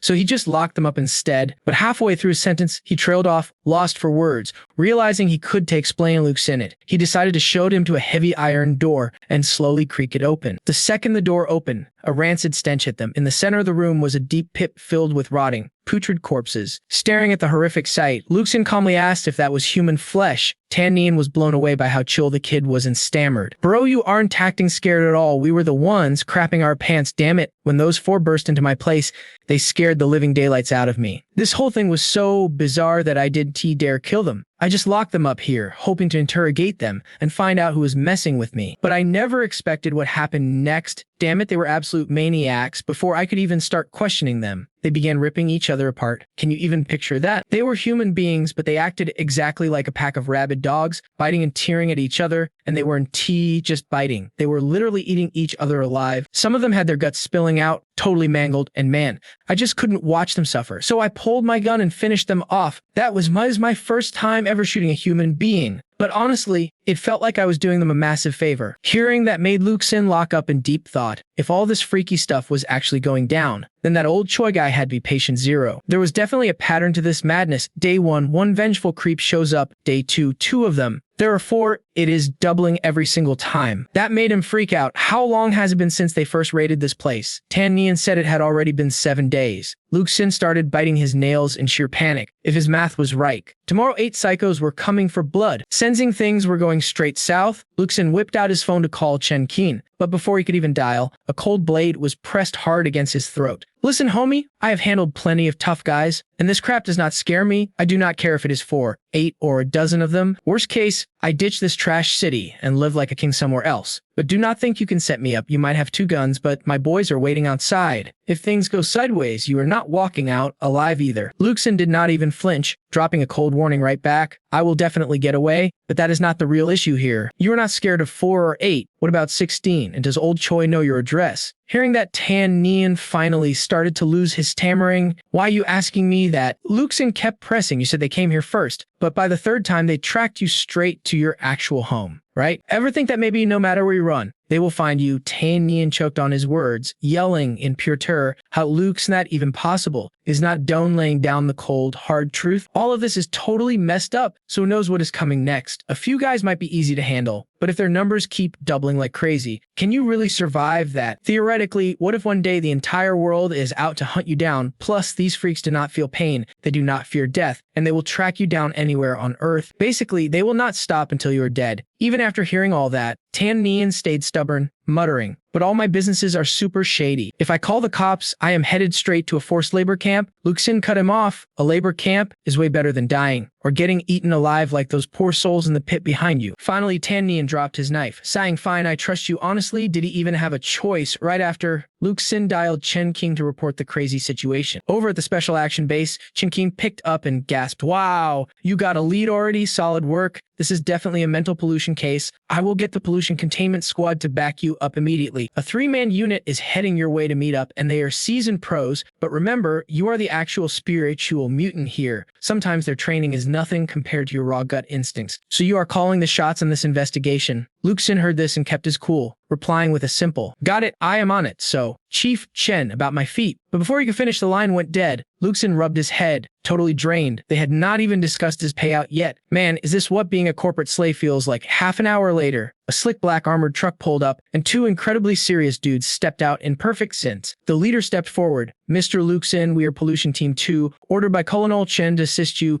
I am Captain Zheng Ho." Lu Xin winced at the formal tone. Calling him Mr. was way too stuffy, so he offered a grin. "No need to be so stiff, guys. Honestly, just call me Lu." But Zheng Ho just saluted with a straight face. replying loud and clear, "Mr. Lu Xin. Mr. Lu Xin, take this and put it on," the captain said, handing over a tiny earpiece. Lu Xin recognized it instantly. It looked exactly like their comms gear. Clearly a must-have gadget for these Black Ops missions. He took it, hesitating for a split second, but then quickly popped the earpiece into his ear. Static crackled in his ear before a sweet voice broke through. "Reconnaissance channel online, starting team data analysis. And all operator feeds are fully since then." A super smooth, sweet female voice spoke directly to him over the frequency. "Hey there, Mr. Lu Xin. I am Han Bing, your dedicated intel analyst. Let me and my team brief you on the details of this crazy case first." Lu Xin was instantly hooked by how incredibly smooth her voice sounded. While he was daydreaming, endless streams of data were already scrolling across their screens. Han Bing sat at her terminal, speaking directly into his comms. "Based on Mr. Lu Xin's field report, this looks like a completely unprecedented anomaly in our mental pollution files. Our top directive is to launch an immediate investigation to find the source and eliminate it. Second, we must immediately detain everyone connected to Tan Nian. And if things get messy, we can just throw Tan Nian to the wolves so we do not break their psychic link." Lu Xin was totally blindsided by that cold move. So sacrificing the guy to a mob of psycho Avengers is actually on the table. Sensing his hesitation, Chen Qing chimed in, "Look, this is your first official field mission, and it is the perfect chance for you to learn how we operate. From now on, you will have a dedicated analyst backing you up on every mission for real-time tech support. But you need to learn fast. Sometimes, playing along and satisfying these infected freaks' twisted desires is actually the cleanest way to neutralize the threat entirely. But right now, our intel on Case 41 is way too thin to draw any solid conclusions based on our current data. Those dead guys did not even know each other.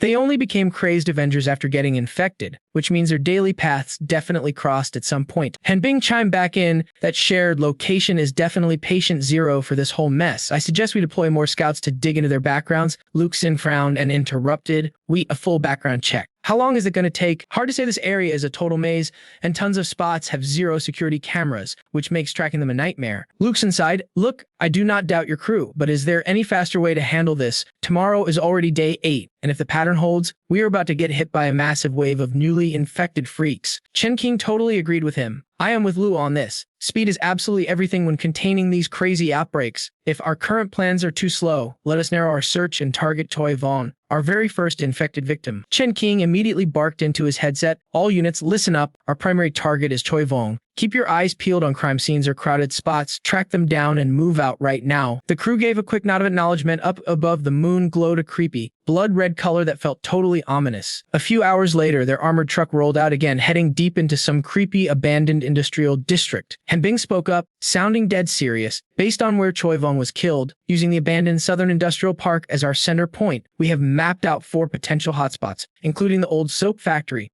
the Southwest landfill, and the water treatment facility right by the lake. We just got the scout reports back, and those first 3 locations are completely clean, nothing unusual at all. Which leaves us with the last spot, South Lake. This place is a total maze. If the outbreak source is actually hidden here, you guys need to stay sharp and watch your backs." The team finally arrived, and one scout carefully stepped down into the dark water. Lu Xin scanned the area. Something felt totally off. Little 17 was supposed to be benched tonight, but there she was right then. He spotted her, just chilling all by herself right at the edge of the river. She slipped out again, sitting there jiggling like crazy. She spun around, saw him, and squealed in a shaky, hyped-up voice, Hey bro, get over here. This place is literally so much fun to play in." Lu Xin heard this and raised an eyebrow, a fun toy. He couldn't help but think, this kid's taste is completely wrecked compared to normal people. I mean, could she actually be tracking something? He crouched down carefully and asked, "Is there something in this lake? What's down there?" 17 flashed a seriously creepy grin and muttered, "No clue, but I get the feeling it's a toy that'll last us a really long time." Lu Xin caught the hint and said, "All right, looks like we finally hit the jackpot. Can you actually use your powers underwater?" The little girl flashed a terrifying smile and replied, "Never tried it before. But hey, I mobbed down to test it out." Lu Xin reached over to pat her head, smiling, "Man, you are one brave kid." He then turned around and walked over to the squad behind him. "Hey, quick question. Is that gear of yours actually good to go right now?" He quietly sized them up. Chief Chen had just told him how much crazy high-level skill you needed just to operate this kind of high-tech gear. But here she was, squatting just 4 to 5 meters from the water, and the detection device wasn't showing any weird spikes at all. Could she be completely immune to whatever psychic wavelength this gear is supposed to detect? Suddenly, the soldier in front of him spoke up, "Look, if we dive in for a quick second, we might be able to use our weapons. The real issue is, our hazmat suits are not waterproof at all. Going underwater in heavy armor is a total pain, and if we strip down and touch the toxic pool directly, we're basically dead. But hey, if the bosses give the order, we've got to march in anyway." Lu Xin grinned and shrugged. Got it, how about I dive down first to check things out? You guys just chill right here. The soldier stared at him, totally shocked. Wait, you actually want to jump in first? Lu Xin calmly shrugged. Hey, someone gotta do the dirty work. Right then, his comms earpiece suddenly buzzed to life. It was Chen Qing buzzing in. Did we clear the other sectors? Is this lake the final hotspot? Yes, absolutely. Captain, the odds of a massive toxic contaminant pool being in this water are off the charts. Lu Xin didn't even flinch. He slipped off his jacket, prepped to dive. Dante sweat it. I'll take a quick look. Working underwater is super dangerous, Chen Qing warned through the radio. If the risk is that high, why are you throwing yourself into the lake a madman? Lu Xin froze up, not quite sure how to answer. Without waiting, Chen Qing ordered backup to hit the scene in 30 minutes, drain the entire lake, and search the bed above them. The night sky was still stained by the eerie, blood-red moon. The backup crew rolled in and drained that lake in record time. Talk about fast. Lu Xin sat on the edge, sizing up the situation. But before he could even finish his thought, Chen Qing cut him off. Handling psychic hazards is always dangerous. One slip up doesn't just put you in the ground, it triggers an absolute catastrophe. That's why we always live by 2 strict rules on this job. Rule 1, if you can smash it with brute force, do it, or just burn and bury the whole thing. That's the power of teamwork. Soon, the lake bed was bone dry, exposing a single weird fish flopping in the mud. Chen Qing, enough about it. Alright, looks clean. A backup crew hit the road. Investigation take over. The shore squad quickly barked. Roger that. With the logistics team heading out, it's back to you guys to sweep the area. We still haven't figured out if this toxin threat is high or low level. If it's a major outbreak, sending too many bodies in will just backfire, triggering an even worse disaster. Luke's inside, feeling exhausted, yet now I get why the paycheck is so fat. If my squad and I get infected, they'll probably just shoot us to contain it. Chen Qing's voice cracked back. Love the attitude. Kit Isla put in a word. Meanwhile, the crew slid down the steep, muddy slope. Meanwhile, little 17 was already charging ahead like a total maniac. This is awesome, so awesome how. Suddenly, her face went blank. She frantically waved her hand. Hey bro, check this out. He shoved the scanner closer and froze as a creepy voice hissed through the static. Tan Nian, you murdered me. You've got to pay with your life. The rest of the crew paled as they heard it too. Tan Nian killed me. An eye for an eye. The voices were coming straight from those flopping fish. An horrific human face were actually warping across their scales. Back at AQ, Chen Qing and Hanbang heard the commotion. What's going on down there? Give me a report. But the voice just kept screaming, Tan Nian killed for blood me. You were the one who murdered me, Tan Nian. We had no beef, so why did you slaughter me, Tan Nian? You monster. Suddenly, a deafening wave overlapping screeches blasted out, burrowing directly into the skulls of everyone standing in the pit. Even Lu Xin was clutching his head, fighting the psychic noise. Then he sensed a weird shift and whipped his head up ahead. All those flopping fish were suddenly being vacuumed toward a single, creepy spot. In a flash, the fish literally detonated. A thick cloud of black dust blinded the squad, leaving them completely helpless. Before they could even react, the shockwave slammed into them, launching everyone backward. From the exact spot where the fish had gathered, a blinding, crimson light began to pulse. The surviving soldiers saw it too. Out of nowhere, massive tentacles whipped out, binding the soldiers tight. What the hell is this? Someone screamed as their scanners clattered onto the dirt. Through the radio, a voice was shrieking, fall back. Disperse immediately. Get out of there. The shore crew stared down, completely shell-shocked. How is this happening? Meanwhile, Lu Xin stood frozen, gazing at the nightmare unfolding. It looked strangely familiar. Wait, have I actually seen this thing somewhere before? Suddenly, something massive bolted straight for them from the shadows. It was a twisted, deformed soul. Lu Xin panicked, realizing he was trapped. Shoot, no time to dodge, but right then, a pair of small, icy hands grabbed his shoulder. In a split second, she took over his movements, effortlessly dodging the monster's lethal swipe. Little 17 smirked, looking incredibly smug. Don't sweat it, bro. Ivy got your back. Lu Xin stood there, completely out of his depth.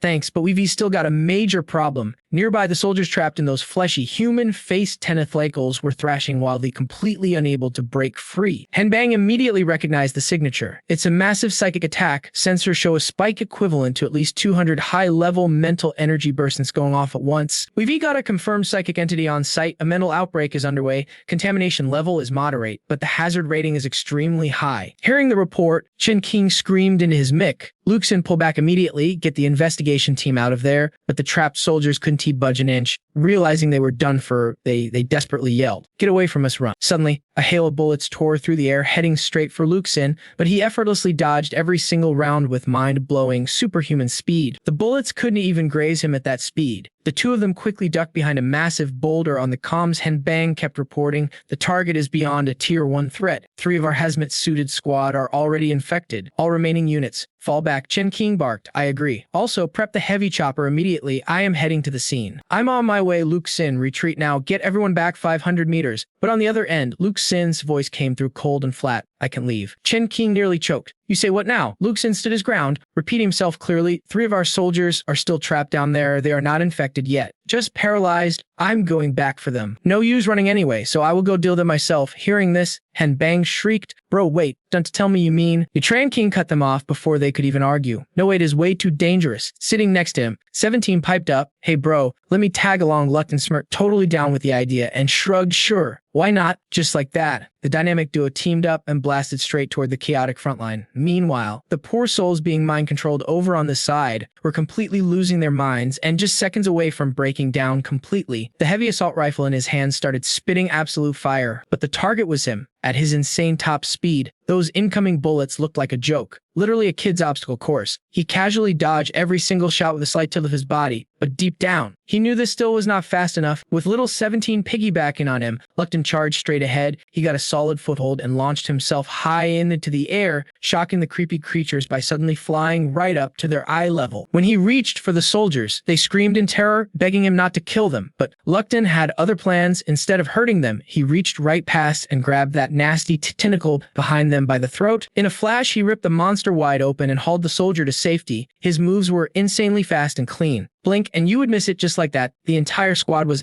out of harm's way. Back at headquarters, the big screen was still broadcasting Lupton's godlike moves. Some guy standing in the back stood in pure shock and could not help but ask, "What on earth is that kid doing?" Henbang was also losing her mind. Contamination Source 41 was actually controlling 3 heavily armed agents, leaving them hovering helplessly in midair. This anomaly's power level is off the charts, yet Lupton is charging right into heavy gunfire and psychic monsters. Even if a speed-type superhuman can dodge most of it, getting hit by a real bullet still means game over. That guy is absolutely reckless and dangerous. Just then, she spotted Chen Qing walking through the door and yelled, "Chief, you need to look at this right now." The rescued agents were actually fine, proving they had not been infected yet. And Bang could not believe her eyes. How did he? But Chen Qing behind, Trenchround out an order. Lupton pulled back with the investigation team immediately. But then, a voice crackled through the comms. "Now it is your turn." Chen Qing panicked, shouting into her mic, "What on earth is he planning to do?" Meanwhile, the monster was completely pinned to the ground. Totally helpless, little 17 was in the back laughing hysterically. "Yes, this is it, Howa." Suddenly, something came barreling right at them. A massive tentacle tree erupted right in front of the siblings. Lupton was caught totally off guard as the entire area transformed into a terrifying,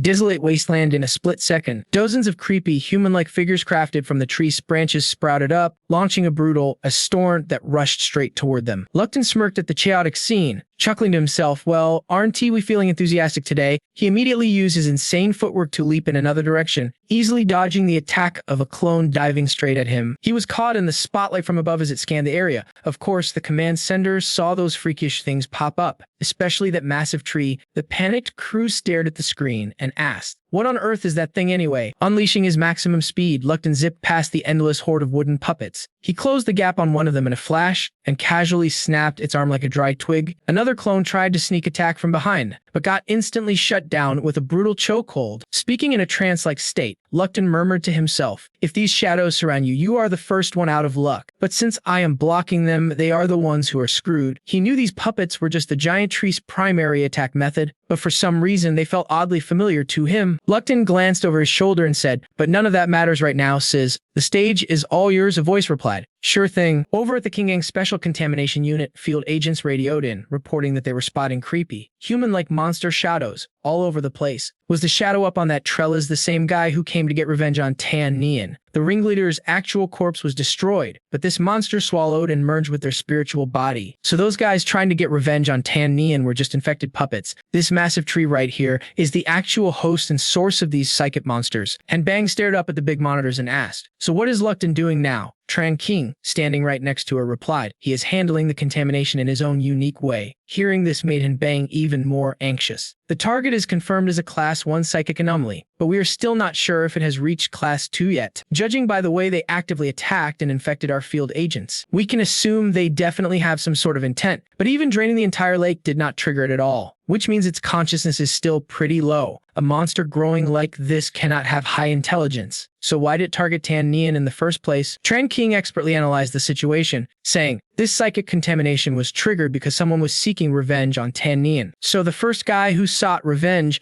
Qinggang, is the key figure. Hearing this, Hinbang turned around and replied, if that is true, then we had to find Qingang's corpse to stop this contamination once and for all. Normally, solving these cases requires finding the logic and core trigger, but we might just let Luckton handle it his way. Meanwhile, little 17 was having the time of her life, laughing, this is way too slow. You guys, in a flash, he grabbed one of those human-shaped roots. If you cannot catch me, then you are the ones who get wrecked. He sneered, snapping their wooden bodies in half as he spoke. In a split second, the two of them reached the massive tree. Little 17 bolted forward, jiggling wildly. It looked so cute. How I really wanted to eat it. Seeing the kid completely lose her mind, Luckton yelled out, hey, stop eating random stuff. You want to end up with a massive stomach hatch. But 17 did not care at all, stuffing her face and chewing happily. No way, I eat what I want. She actually bit off a huge chunk of the giant tree, squealing, so yummy. Instantly, the other roots started trembling and pulling back in panic. The tree suddenly dragged her forward, shooting out even bigger and stronger roots to trap her. But she still managed to hold onto one of them anyway. Luckton watched this unfold in shock, muttering, wait, what on earth is happening here? 17 just kept chewing and calmly murmured, it is scared of us. Luckton stepped forward, feeling quite amused. Scared? Since when do psychic monsters feel fear? So does this mean it is all over? Over the comms, Chen Qing barked, listen up everyone, take this chance to extract the host's core from the monster Luckton. Secure the perimeter and stay alert. The team gave a quick nod. After an hour of intense digging, they cleared the rubble. Suddenly, one of them yelled, we found it. There is a corpse down here. Luckton never expected them to actually dig up something like this. What is that? Chen Qing quickly asked over the radio. Can you confirm the body's identity? Is it Qinggang? Luckton replied, his voice dead serious. No, it is Tan Nian. He stared at the corpse, completely shocked. Just then, someone stepped up from behind and asked, did you find it? The agents instantly raised their weapons and aimed them right at the suspect. The guy pretending to be Tan Nian shrieked, what is going on? Why are you pointing guns at me? Luckton stepped forward, asking slowly, who are you? The man stammered, what do you mean? Who am I? What do you mean by that? Hinbang chimed in. I suggest we lay it out straight and watch how he reacts. Chen Qing agreed. Everyone, keep your eyes peeled and stay on guard. Luckton frowned and muttered, if you are actually Tan Nian, then whose body did we just dig up? The dude's jaw dropped. Wait, what freaking corpse? Luke simped his cool and told him straight, yo, that crazy pollution source at the bottom of the lake. It's a dead body. And guess what? That corpse is actually you. If you died ages ago, then who the hell are you right now? The guy's face warped in pure terror. Me? No way. If you dug me up, then who am I? The vibe went totally ice cold. Little 17 stood there, squeezing his hand tight, before she suddenly piped up, hey, that guy looks exactly like those creepy fruits on the tree. Lu Xin's brain did a double take. Those shadowy creeps fighting his sister on the tree earlier did look crazy familiar. Now that he thought about it, they looked exactly like Qinggang. The dude was having a total mental breakdown, shaking like crazy. He stammered, who am I? I am, and his eyes got totally completely bloodshot and terrifying. Then he glared at them, screaming his absolute lungs out. It's fake. It's all a lie. You were all trying to set me up. I knew coming into this city was a massive trap. You want to ruin me right then? Dozens of guns locked onto him. Lu Xin stood there, completely baffled. Like, how is this possible? Qinggan's speed and twitchy movements were not human. Not even close. Suddenly, someone yelled, crap, he is scaling the wall to escape. Chen Qing heard the commotion and barked out, take him down. But keep him alive. Instantly, his body began shaking so violently he couldn't control it. His voice went completely hollow, like his mind was white kui. His eyes flared up with madness, and then he just crashed hard on the dirt. He ended up face down in a massive pool of blood. Suddenly, his whole body started to glow, morphing right before their eyes into someone else entirely. Over on the side, Hang watched it happen, completely shocked. No way, he just turned into Qinggang. The chaotic battlefield finally quieted down a bit. Lu Xin climbed up high, looking down at the messy scene below. Just then, a heavy helicopter was deployed and arrived overhead. The chopper touched down, and a pair of long, gorgeous legs stepped right out. Chen Qing walked up to him. Well, whatever happened, the cleanup mission is done.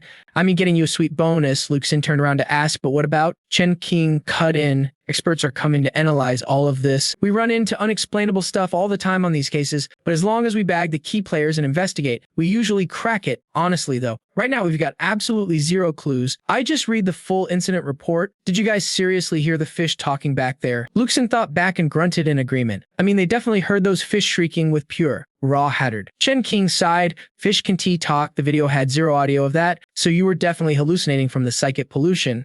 But it said an interesting detail, like, why were those fish screaming for Qinggang to pay with his life? So which Qinggang are they actually targeting? Lu Xin hesitated, scratching his head. Well, that's... Chen Qing did push it. She turned on her heel. Whatever, let's roll. We still have a ton of stuff to clean up. Soon, they arrived at the Satellite City No. 2 security office. Chill here for a bit, Chen Qing told him. I'm gonna go deal with some paperwork, and then I'll come find you. Lu Xin sat there, thinking, man, this place is way too quiet. Meanwhile, little 17 had tagged along, happily stuffing her face with cake and sweet tea. The kid was living her absolute best life. Her eyes lit up as she looked at him. This is so good, big bro. I love these. Go well then. He smiled. Right then, a loud noise rattled from the hallway outside. The two of them warily glanced toward the door. Lu Xin quickly swiped all the empty candy wrappers to hide them. Chen Qing pushed the door open. All right, I'm back. So, next up, she smirked, noticing him hiding the trash. Craving sugar after using your powers. Normal anyway. We just finished a thorough sweep of the area. No leftover psychic energy was found in the lake, meaning psychic contamination 41 is officially resolved. But the weird part is the lab report.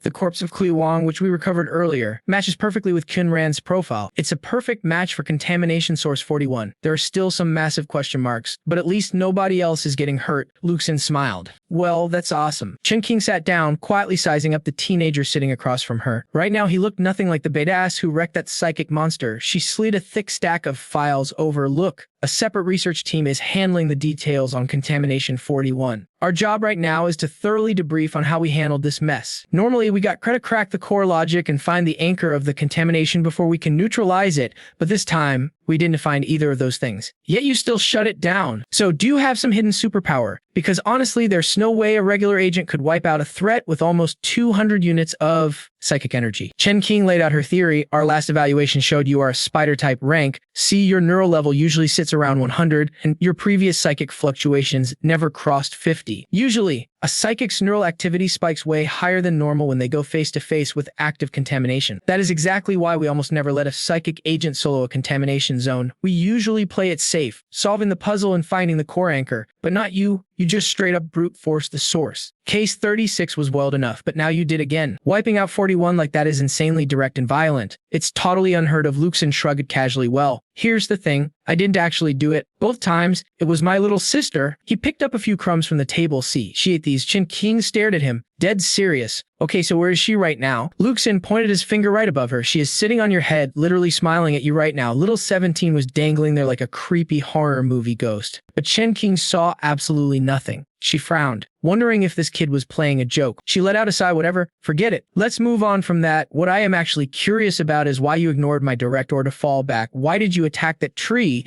Did you somehow know those 3 squad members were infected? How could you possibly be so sure? Lu Xin looked at her like she was dumb. How was I sure? Easy. I literally just looked at them. Up on the ceiling, little 17 was happily crawling around like a spider down below. Chen Qing's jaw hit the floor when she heard his answer.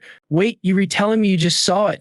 Lu Xin nodded. Seriously? I can actually see what the monsters look like. I could tell those 3 were just trapped in its web. They hadn't been digested into the monster yet. Plus, my little sister could only help me fight because I can actually see her. Sure, those psychic monsters are total nightmare fuel, but if you just dodge them, you're totally fine. Chen Qing stared, trying to process this. Wait, so you can literally see mental distortions in real time. Lu Xin looked genuinely confused by her question. Wait, you guys seriously can't see them? Well, if that's the case, then that sounds like a personal problem. Whatever, you did an awesome job today. Go get some rest, and I'll hit you up when it's time for your next checkup. Lu Xin stood up to leave, but hesitated at the door. Right? Thanks, but, about that one thing. Chen Qing saw right through his hesitation and smiled. Hey, don't stress. I know some of your files and abilities look a little weird to the higher-ups. Ever since the Red Moon event went down, neural mutations have been totally unpredictable. Have you seen way wilder stuff? Like people literally copying other people's powers. Lu Xin blushed, awkwardly scratching his head.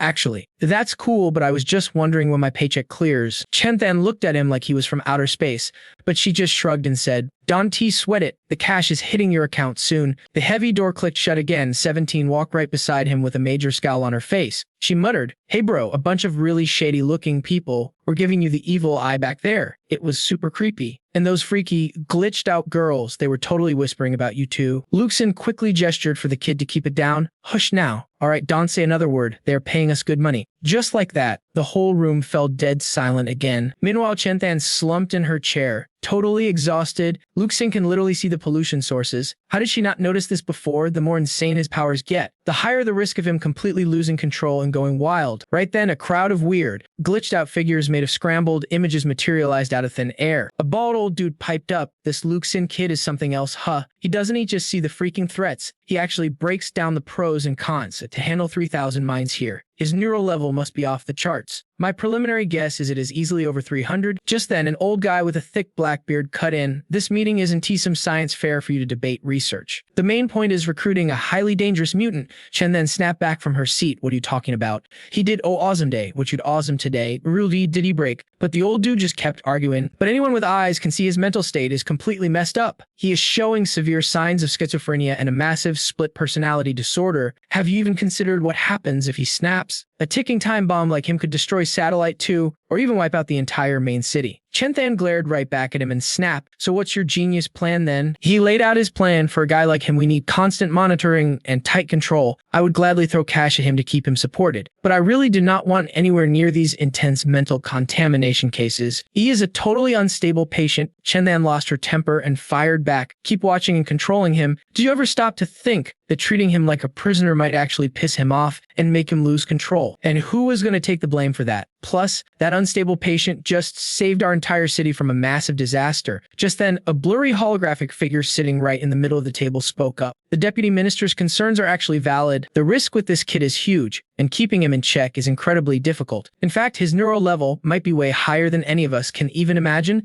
Everyone turned their heads to look and gasped. Professor Bay, a middle-aged man wearing a white lab coat, stepped forward and said, "I know exactly what you guys are debating. I went over the kid's file myself. In my opinion, saying there's an 80% chance he loses control is actually an understatement." 3 days later, a black car cruised through the busy city while a phone buzzed loudly on the console. Lu Xin was sitting inside, completely clueless about the mood. Why is everyone acting so incredibly tense anyway? The voice on the other end said, "Hello, Lu Xin. I'm Hem Bing from the Information Department of the Special Pollution Cleanup. I'm calling to brief you on Special Pollution Source 41's analysis and final resolution. Every time we wrap up a mental contamination case, we do a full breakdown of how it was handled. We have to update our special agents on the results." Lu Xin replied, "Thanks. Sorry for the trouble." Han Bing smiled. "No trouble at all, just doing my job." Han Bing got dead serious. The official verdict on Special Pollution Source 41 is that the actual contamination sources were the corpses of both Xin Mei and Kui Wang. They have both been transferred to the Qinggang Containment Center for safekeeping. Although we did not find any residual psychic energy on Xin's body, regulations require us to seal off the entire area. Absolutely no living thing is allowed inside for 1 year. On top of that, the 3 investigators on the scene just finished their psychological evaluations. They did show some mild signs of mental contamination, so they are currently on paid leave to recover. Han Bing finally smiled and added, "All right, they wanted me to pass along a huge thank you for saving their lives back there." Lu Xin grinned and replied, "Oh, don't sweat it. It was nothing." Han Bing chuckled and continued, "Well, you played a massive role in cleaning up Source 41. Your standard fee of 30,000 yuan has been transferred directly to your card. Plus, Captain Chen went out of her way to score you a nice bonus of 6,000 yuan. Aside, Admiral Chen has scheduled a comprehensive evaluation in a few days, so you should probably prepare yourself for that." Lu Xin paused, thinking an evaluation what for. She replied, "It is just to assess your mental stability and check out your full range of powers. It is standard before we officially hire you." Lu Xin smirked, finding this pretty interesting. He smiley hired and said, "All right, I am down." The next morning, the city looked totally peaceful again. Lu Xin picked up his phone and asked, "So, what was the real story behind this whole mess anyway?" Han Bing calmly explained, "The lab guys found that Special Pollution Source 41.1 was actually Xin Nian's corpse, which we dug up from the bottom of the lake. The DNA matched our tissue samples perfectly. Source 41.2 was Qi Wang's mutated corpse. We also questioned 4 employees from that shipping company, but all of them could only recall their basic impressions of working with Xin Nian over this past year. On the day of the incident, 3 guys were dealing with Xin Nian. They all testified that Xin Nian killed Kui Wang, and they even helped him cover up the body.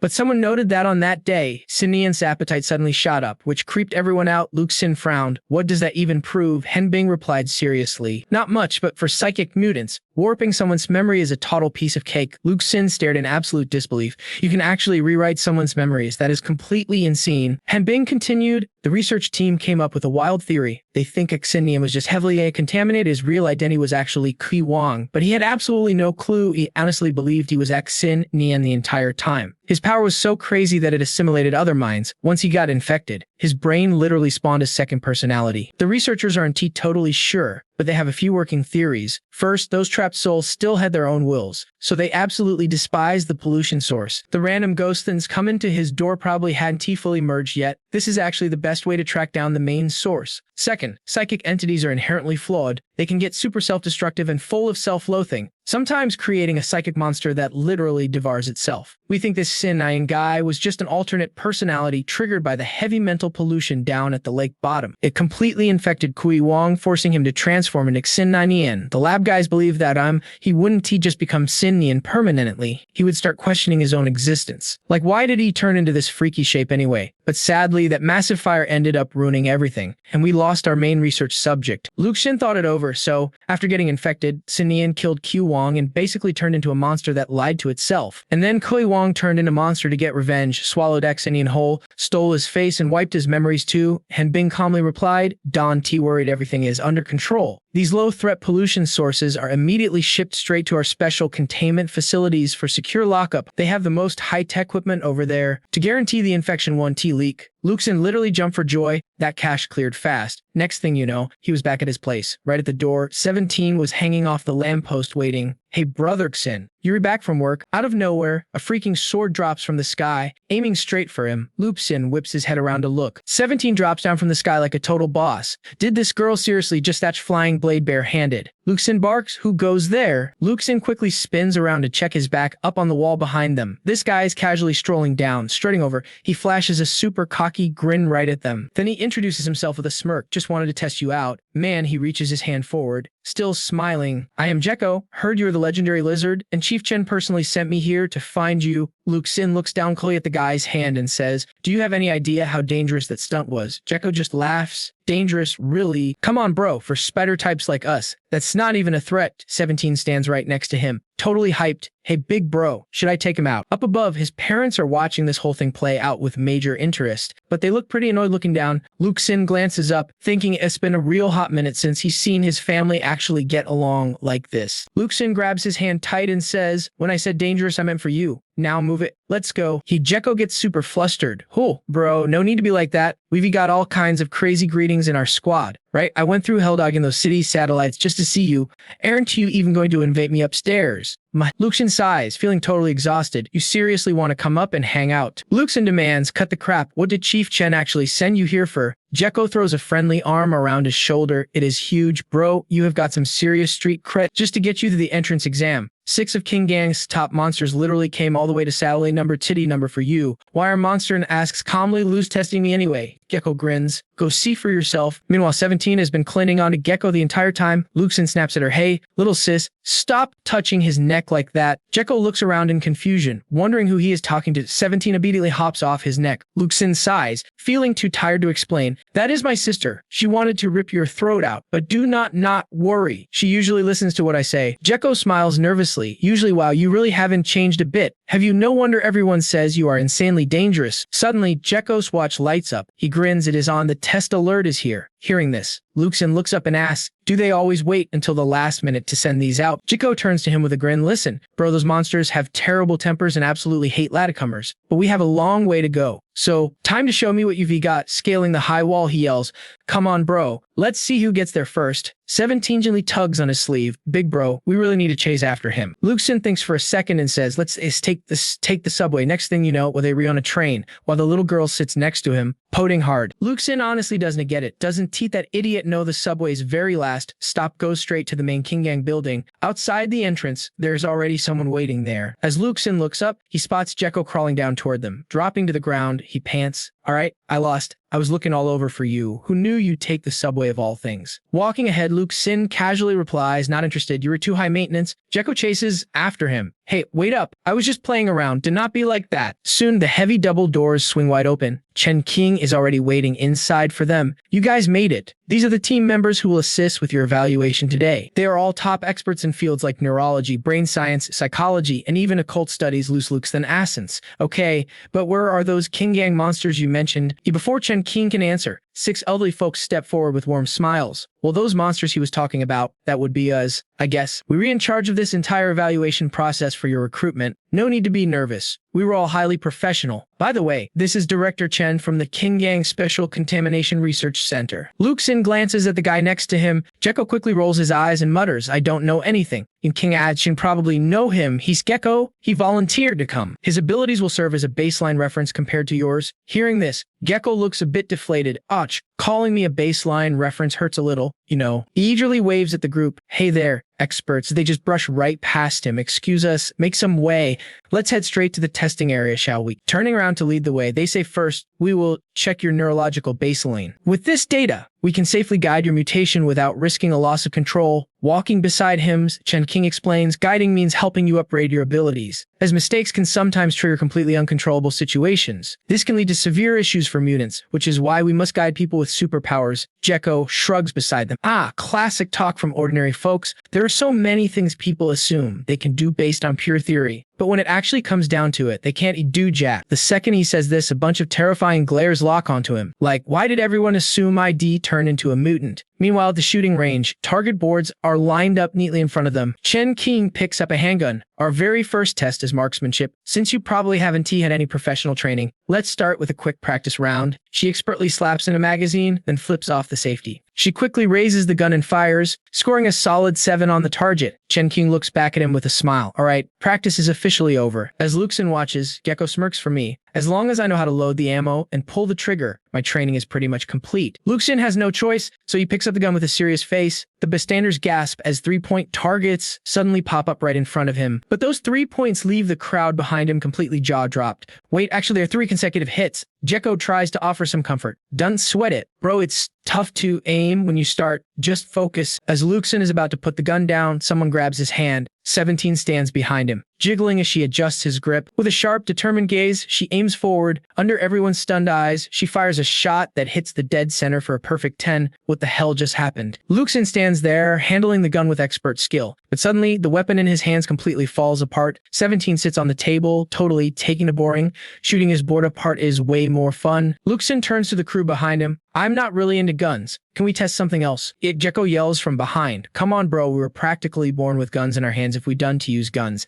What are we even supposed to use? After that, he moves on to the bullet dodging test, while 17 stands aside, completely covering the old scientist's eyes. Like during the 100-meter sprint, Gecko easily clocks a crazy 3.9 seconds, but Lu Xin drags ass at over 5, and things in the VMO chamber did not look any better. For the subconscious test, they told him to put some back into it and use his mind to grab an apple. But little 17 was standing there, totally annoyed. I am your little sister, not your personal helper. Okay, if you were in actual danger, that is one thing, but right now nothing is happening, grumbling the whole way. She still climbed onto the ceiling and slowly crawled forward. All right, should I get started now? Ahead in the blink of an eye, she was right above the professor, using her stubby legs to yank his wig clean off. Lu Xin had absolutely no clue this was coming. Staring at that shiny bald head, he thought, wow, so even this big shot professor is balding. Right after that, they hauled him off to another room for a psych evaluation. Meanwhile, the panel of professors in Qinggang were having a quick briefing. Do you have any conclusions, professors? One of them spoke up, saying his active power is Class C, but his latent potential. Just then, the psychologist who evaluated him walked in, announcing that the final round was finally over. With a dead serious look on her face, she said his mental evaluation showed some major red flags. Pushing up her glasses, she spoke in a calm, almost disbelieving tone. He makes it totally normal, which made Jing thought about it carefully, murmuring, too normal. The old psychologist slammed her hand on the table and raised her voice. I talked with him. He was totally cooperative about his childhood in the orphanage and his life after, but then I asked about his family. He did not resist at all. In fact, he went into vivid detail describing his life with them, and even debated me on split personalities and the existence of his family. Honestly, for a minute there, I almost thought he was a psychology student I personally trained. Someone nearby chimed in, saying after the Red Moon orphanage disaster, who could possibly have a normal mind? Is he just lying? If he were faking it, he would never get past me. This kid is optimistic, carefree, and deeply kind, but in the memories he holds onto, there is one constant figure showing up, and that is the director of the Red Moon orphanage. Back then, this dean was the only one who kept his sanity and moral compass through all those mad, messy, and chaotic years. The person sitting next to her spoke up next. If his family has 3 people, and his spider power comes from his little sister, we can reasonably guess he might be packing 2 other types of powers. And he did not even deny it. Another voice chimed in, saying it is highly likely, because his neural energy levels are insanely high. During the test, he refused to grab that apple. But my wig definitely shifted. I am absolutely right about this. Somehow, he used a method I could not even sense to manipulate it. Then, he happily held up his wig, boasting, I designed this myself. It fits so snug you need real force to budge it. Yet he nudged it easily with that level of control. He could probably manipulate my entire brain. Chen Qing rubbed her forehead, feeling exhausted. If the Red Moon orphanage case is truly tied to him, then not just mines, but everyone at the scene will completely crash. Cut to a few days ago at the Satellite City No. 2 hub. Professor Bai slapped a thick dossier onto the desk and spoke up. This file documents the explosion that rocked Satellite No. 2 10 years ago when it first appeared. All 3 floors of the orphanage were completely leveled, leaving only 2 survivors. One was Lu Xin, and the other was Seng Xiao Lu, currently the principal at Red Moon Elementary. Back then, our division was super understaffed, so the case was closed in a hurry. Now it looks incredibly sketchy, like they did not find a single trace of explosives or detonators at the scene. According to my analysis, this was likely triggered by a psychological instability, which is extremely high, yet he keeps trying to control it. 10 years have passed with 0 incidents. My personal call is to recruit him, but we must guide him onto the right path. Attending the Alliance Research Conference, I found out other high walls have identified class psychic mutants. If these mutants get drafted into their militaries, how on earth are we going to stop them? This whole situation is giving me a really bad vibe. Hurry up and schedule Lu's test. Back in the present, they were still chatting away. Why do I feel like his score could blow past 500? Couldn't he jump straight to stage 2 with just 1 or 2 enhancements? Chen Qing asked, Professors, do you agree to mentor Lu Xin? Every hand went up in unanimous approval. Absolutely. I agree. I suggest throwing a few missions his way to gather more data. I'm all for it. With potential like that, we have got to train him. Over in another room, Gecko and Lu Xin were bored out of their minds. Suddenly, Gecko asked, Hey bro, when did you first realize you had powers? Lu Xin snatched some candy from 17 and replied, Realize I had powers. Hearing how surprised he was, Gecko waved it off and said, Whatever, let me tell you my story first. Honestly, my first time was unforgettable. It was a freezing winter day with snow everywhere. I was walking down the street and spotted a girl working the night shift, and in the cold, I am a softie, so even though I had under $50 on me, when she called out, Hey handsome, come over and play, I handed the money over. She was so touched she took her job very seriously, but right in the middle of it, cops started banging on the door. I was absolutely terrified. I screamed and dove straight into the nearby cabinet. By the time the cops hauled that cabinet to the station, and I was sitting there in just a towel, I realized something. Turns out it was just a 30-centimeter shoe cabinet. Those guys were so impressed they recruited me on the spot, saying, Join our division. We are all family here. And you would find out eventually anyway. Plus, our division barely has any active staff. Take the drunkard. She gets absolutely wasted every single day. And when she is drunk, she claims she sees flying dragons. Then there is Doll. She is gorgeous enough to drive every man on Earth totally crazy. But sadly, she is just a clueless little kid. And then there is our boss, Chen Qing. Do you know what color her underwear is today? Lu Xin spat out his drink, but 17 casually deadpanned. It is hot pink. Instantly, he blurted out pink. Gecko immediately leaned in with a huge smirk, saying, Then, with this crazy hype face, he goes, If you don't spill the details, like how big, what style, what are the measurements, right then? Someone behind them barks, What the hell are you two whispering about? It is Chen Qing. They both jump, looking totally busted. She doesn't waste any breath, stepping right up to them. She gets straight to the point. Your evaluation is over. The full report won't be ready until tomorrow. Right now, you need to master your powers before actual training starts. Gecko here is going to help you out, since your abilities are pretty similar. In the early stages, we're putting you on some basic field assignments so you can get a better grip on what you can actually do. Sounds good? Tonight, there's a special contamination sweep, specifically checking out a minor threat zone rated at Class C. Gecko will hit you up when it's time to roll. Gecko's running the show, and you're the rookie backing him up. Main goal is just getting your feet wet. Oh, and by the way, here is your official codename. He's handed a file with all his official info printed on it. Lu Xin grabs it, staring down at the page in total disbelief. Wait, my codename is Lone Soldier. Chen Qing answers without even looking back. Yep, she leaned right into Gecko's face, warning him that if he didn't, he want to end up running stark naked and laughing down the busiest street in town, and bust moves until his legs literally snapped. he better stop talking trash about her behind her back with some random newbie. Yes, ma'am. Before strutting off, she dropped one last bomb. Oh, and by the way, I'm wearing black today. Hearing that, Lu Xin blushed super hard while 17 huffed right next to him, yelling that she was totally lying. Fast forward to that night, and the two of them finally made it to their destination. This was the place. Jekko grinned and said, "Look, brother, since old Chen me in charge of mentoring you, I am not holding back for guys in our spider department. Learning on the job is always the best way to go.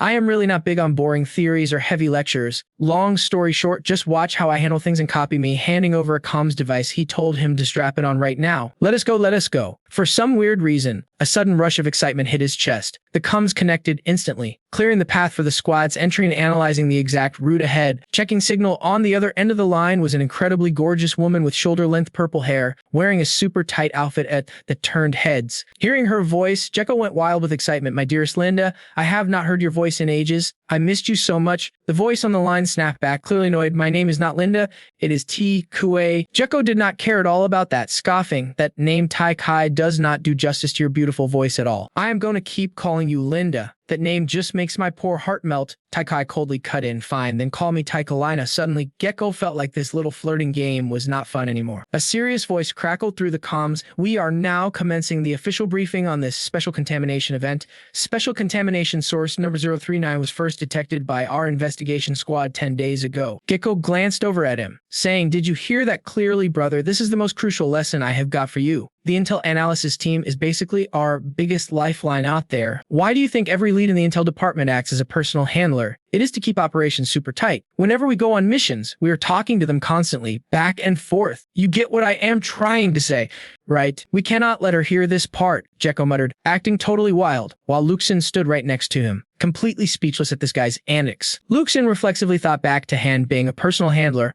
Corporal Han Bing was super polite last time with a beautiful voice. He wondered if she would be his personal handler in the future. Jekko kept hyping himself up, yelling, "So for guys like us going out on active duty, flirting is absolutely rule number one." Clutching his comms earpiece tightly, he pleaded, "Linda, you still have not told me. Are you single right now, or did you recently break up with someone?" T. Ku calmly replied, "My name is T. Kui, and I am currently busy feeding milk to my baby." But our boy completely ignored her excuse, whining, "Quit playing with me. You think I do not know? Your department has incredibly strict rules. There is no way they would let you do that. How could they let you bring a baby into the office?" She calmly hit back, "Who said is a baby? For all you know, he could be in his 20s by now." Jekko froze, his mind totally blanking out. "Wait, what did you just say?" Suddenly, he leaped straight up, clinging to the high brick wall like a spider. Turning around, he looked down and yelled, "Hurry up, brother." Lu Xin smiled, but 17 was poting nearby, complaining, "I really want some candy right now." Lu Xin smiled and explained, "Kids who eat too much candy get cavities. You know," but she snapped back angrily, "Do you seriously think I am just some kid?" Lu Xin just smiled, patting her head gently. "Of course you are a kid, and a super cute one at that." She smirked like the most beautiful girl in the world. 17 immediately grinned from ear to ear. "I do not just want regular candy. I want the blandest, the bittersweet kind,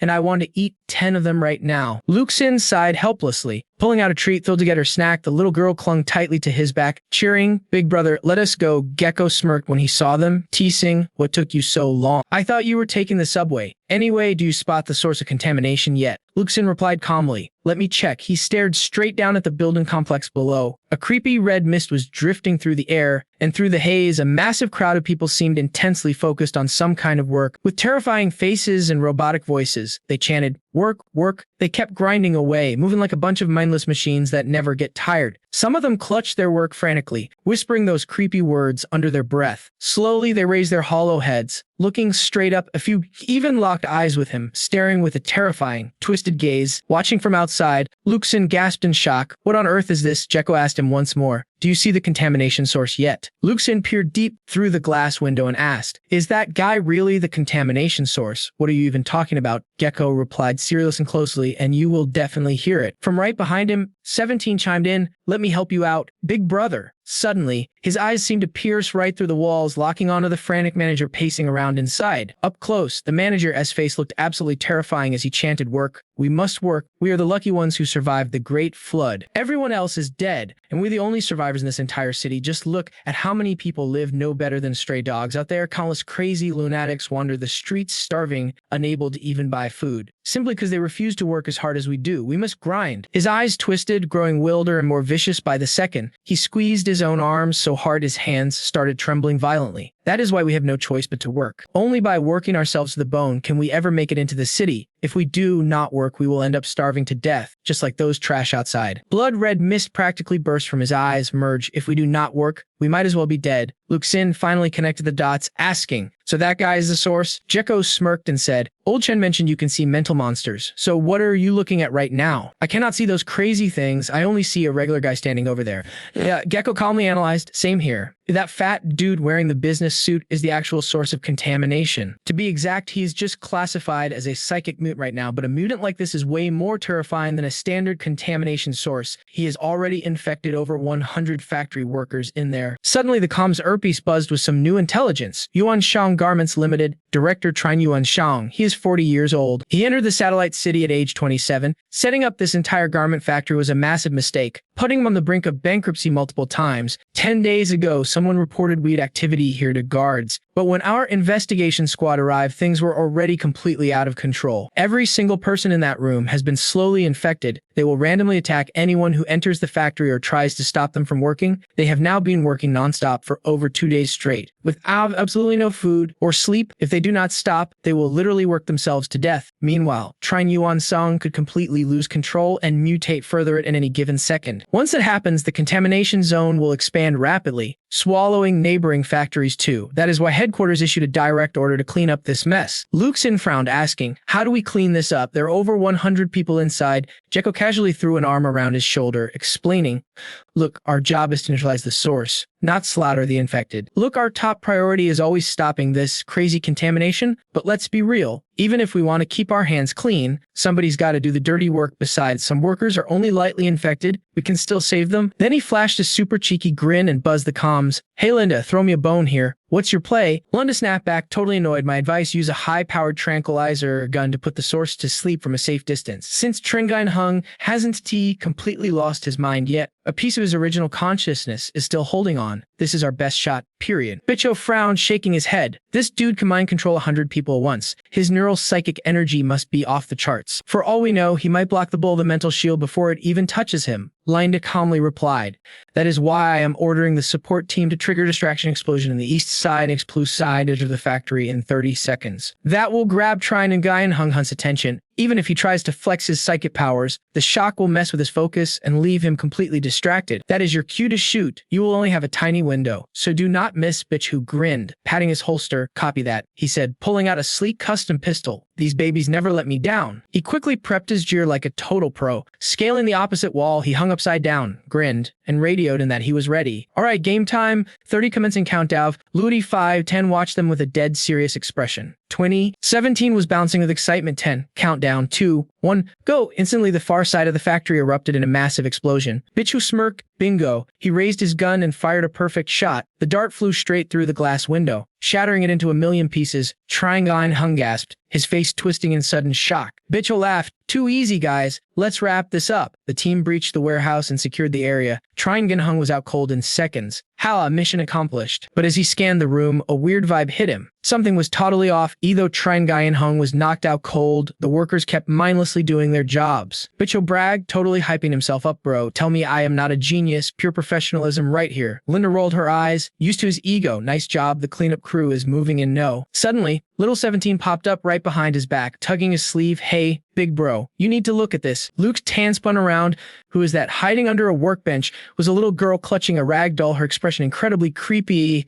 "Hey, mister," she whispered. "Why are you not working?" She stared out at them. "Why is nobody working?" As she spoke, her face started glowing with an eerie, terrifying green light. Bicho radioed it in. "We have got a little girl here. Looks about 7 or 8, with a distinct mole on her forehead." Linda sounded totally baffled. "A girl? Our intel says Qinggang Hung had an 8-year-old daughter, but she died a year ago. She was neglected because her dad was a total workaholic while running around the factory floor trying to play." She sucked right into the machinery, hearing that completely blows their minds. But then, the little girl sitting right in front of them speaks up in a super creepy, deadpan voice. "Mister, everyone else is working. Why aren't you?" In an instant, the entire room drops into a dead, suffocating silence. Gecko finally connects the dots, his face going pale. "Damn it, this is a secondary contamination source." Lu Xin looks totally lost. Wait, what the heck is a secondary source? It's a psychic anomaly triggered by some mental breakdown, like schizophrenia. They've got a weird connection to the main host, but don't actually have their own free will or full control. Right now, it looks like the target missed his kid so damn much that his raw psychic energy literally manifested a brand new daughter. If this phenom is solid enough for us to see with our own eyes, then the monster's psychic level is absolutely off the charts. The creepy little girl stretches her pale hand right toward them. Daddy says everyone has to work. If you do not work, you get punished. Suddenly, the workers nearby grab weapons ready to tear them apart, mindlessly droning work.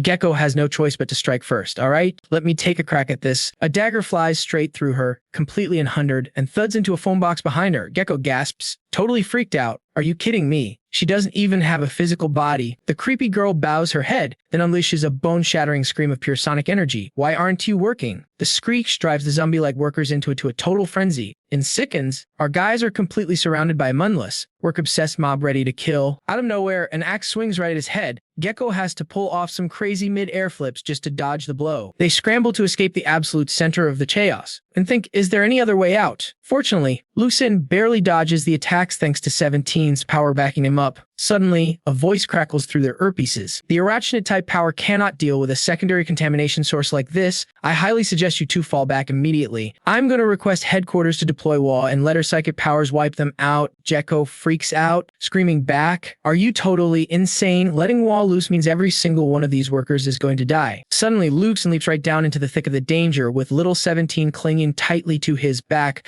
A sharp command instantly barks through the comms. Gecko, stopping right now, switch to radio channel 2. Wait.